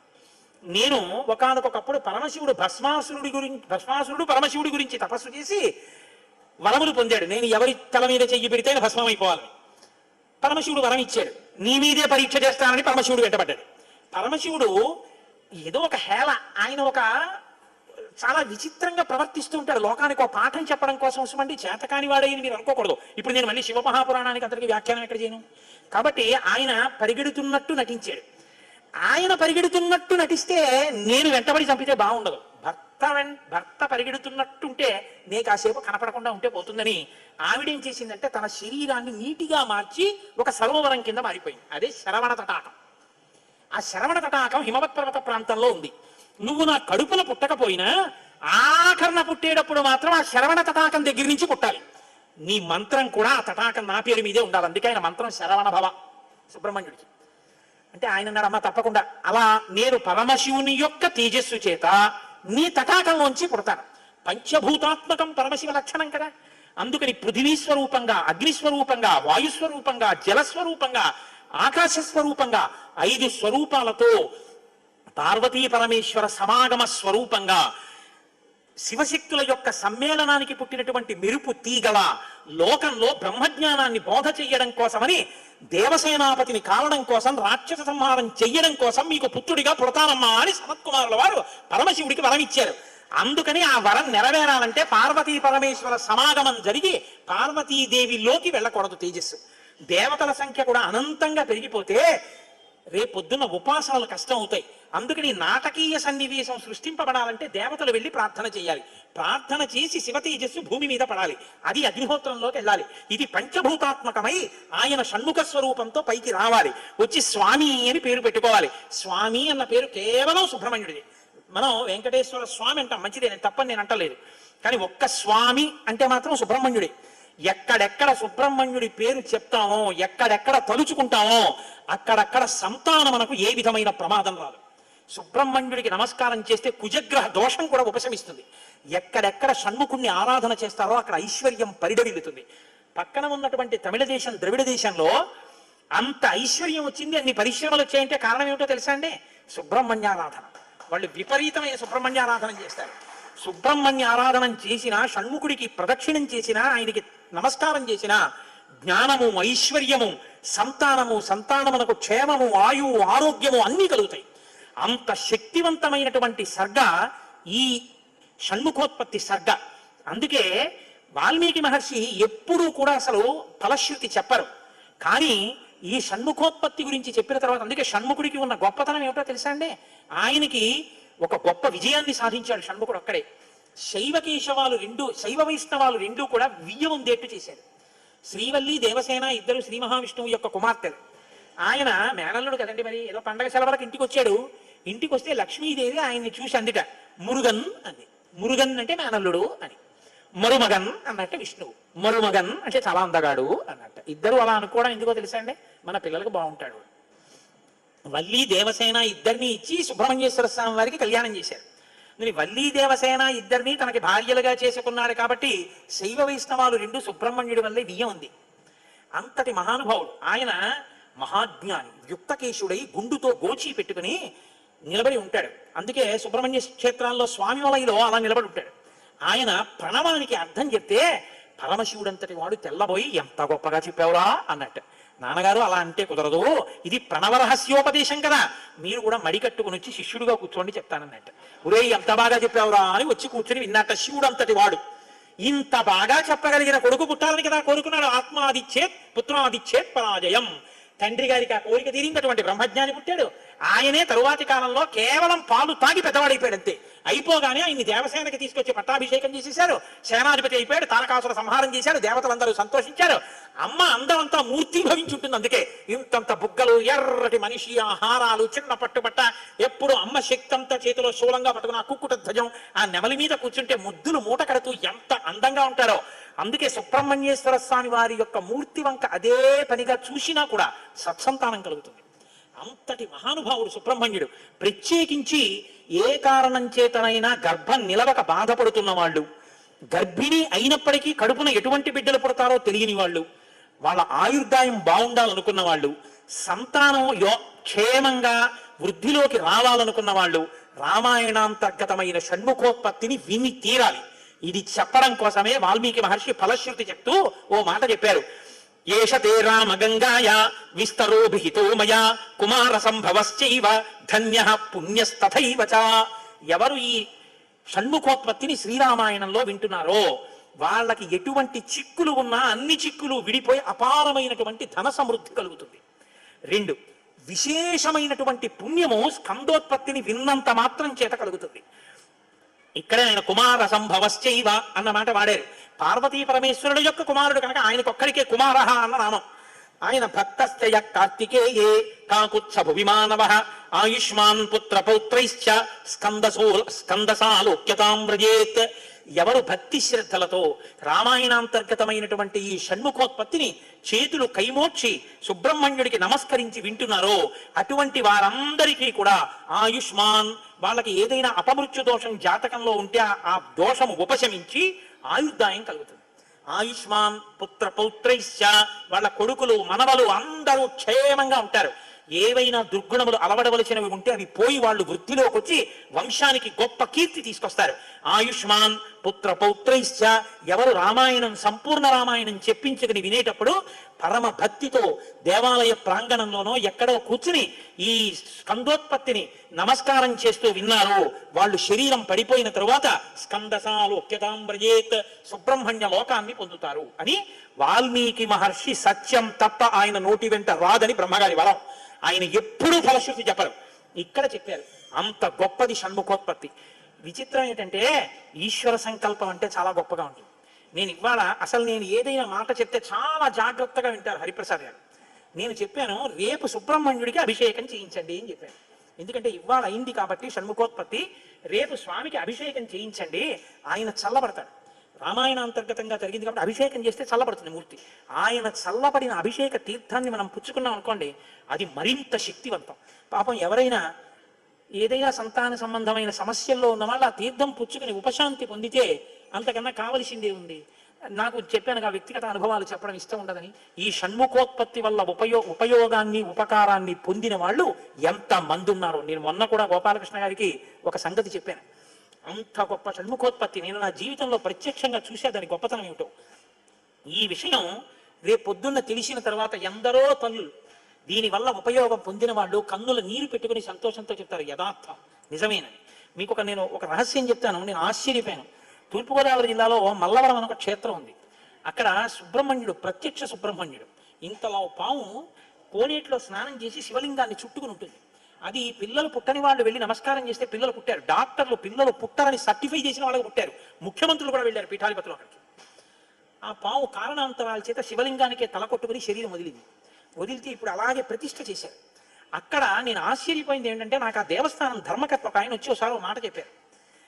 బిడ్డలు పుట్టరు అని డాక్టర్లు చెప్పేసినటువంటి వాళ్ళు సుబ్రహ్మణ్య షష్ఠి నాడు ఈ దేవాలయం వెనకాల పడుకుంటారు, వచ్చి బోర్లా పడుకుంటారు ఆడవాళ్ళు. వాళ్ళకి కునుకు పడుతుంది, కునుకు పడ్డాక లేపేస్తాం. ఆ మరుసటి సంవత్సరం వాళ్ళు పసిపిల్లల్ని పట్టుకుని వస్తారండి అని చెప్పారు. నాకు అపనమ్మకం కాదు, చూడాలనిపించింది. మీరు కూడా వచ్చారేమో గోపాలకృష్ణ గారు నాతో. కాకినాడ నుంచి చాలా మందిని కలిసి సుబ్రహ్మణ్య భుజంగ స్తోత్రం చేశారు శంకర భగవత్పాదులు. సుబ్రహ్మణ్య షష్ఠి నాడు ఆ దేవాలయంలో చదువుదామని అందరం కలిసి వెళ్ళాం. ఆ రోజు వాళ్ళు నా ప్రసంగం కూడా అక్కడ ఏర్పాటు చేశారు. మీరు నమ్మరు, నేను తెల్లబోయానండి. ఎంతంత సంపన్న కుటుంబాల వాళ్ళు బిడ్డలు పుట్టరు అని బెంగ పెట్టుకున్న తల్లులు సంటి పిల్లలతో ఎంతో సంతోషంగా వచ్చి ఆయనకి నమస్కారం చేసుకుని, అబద్ధం కాదు, నేను ఎంతో మందిని అక్కడ అడిగాను, ఏమమ్మా మీకు ఈయన వలనే కలిగిందా సంతానం అని. ఖచ్చితంగా మేము ఆయన వలనే ఈ అనుగ్రహాన్ని పొందామని ఆ అదృష్టాన్ని పొందారు. మహానుభావుడు సుబ్రహ్మణ్యుడు అంటే.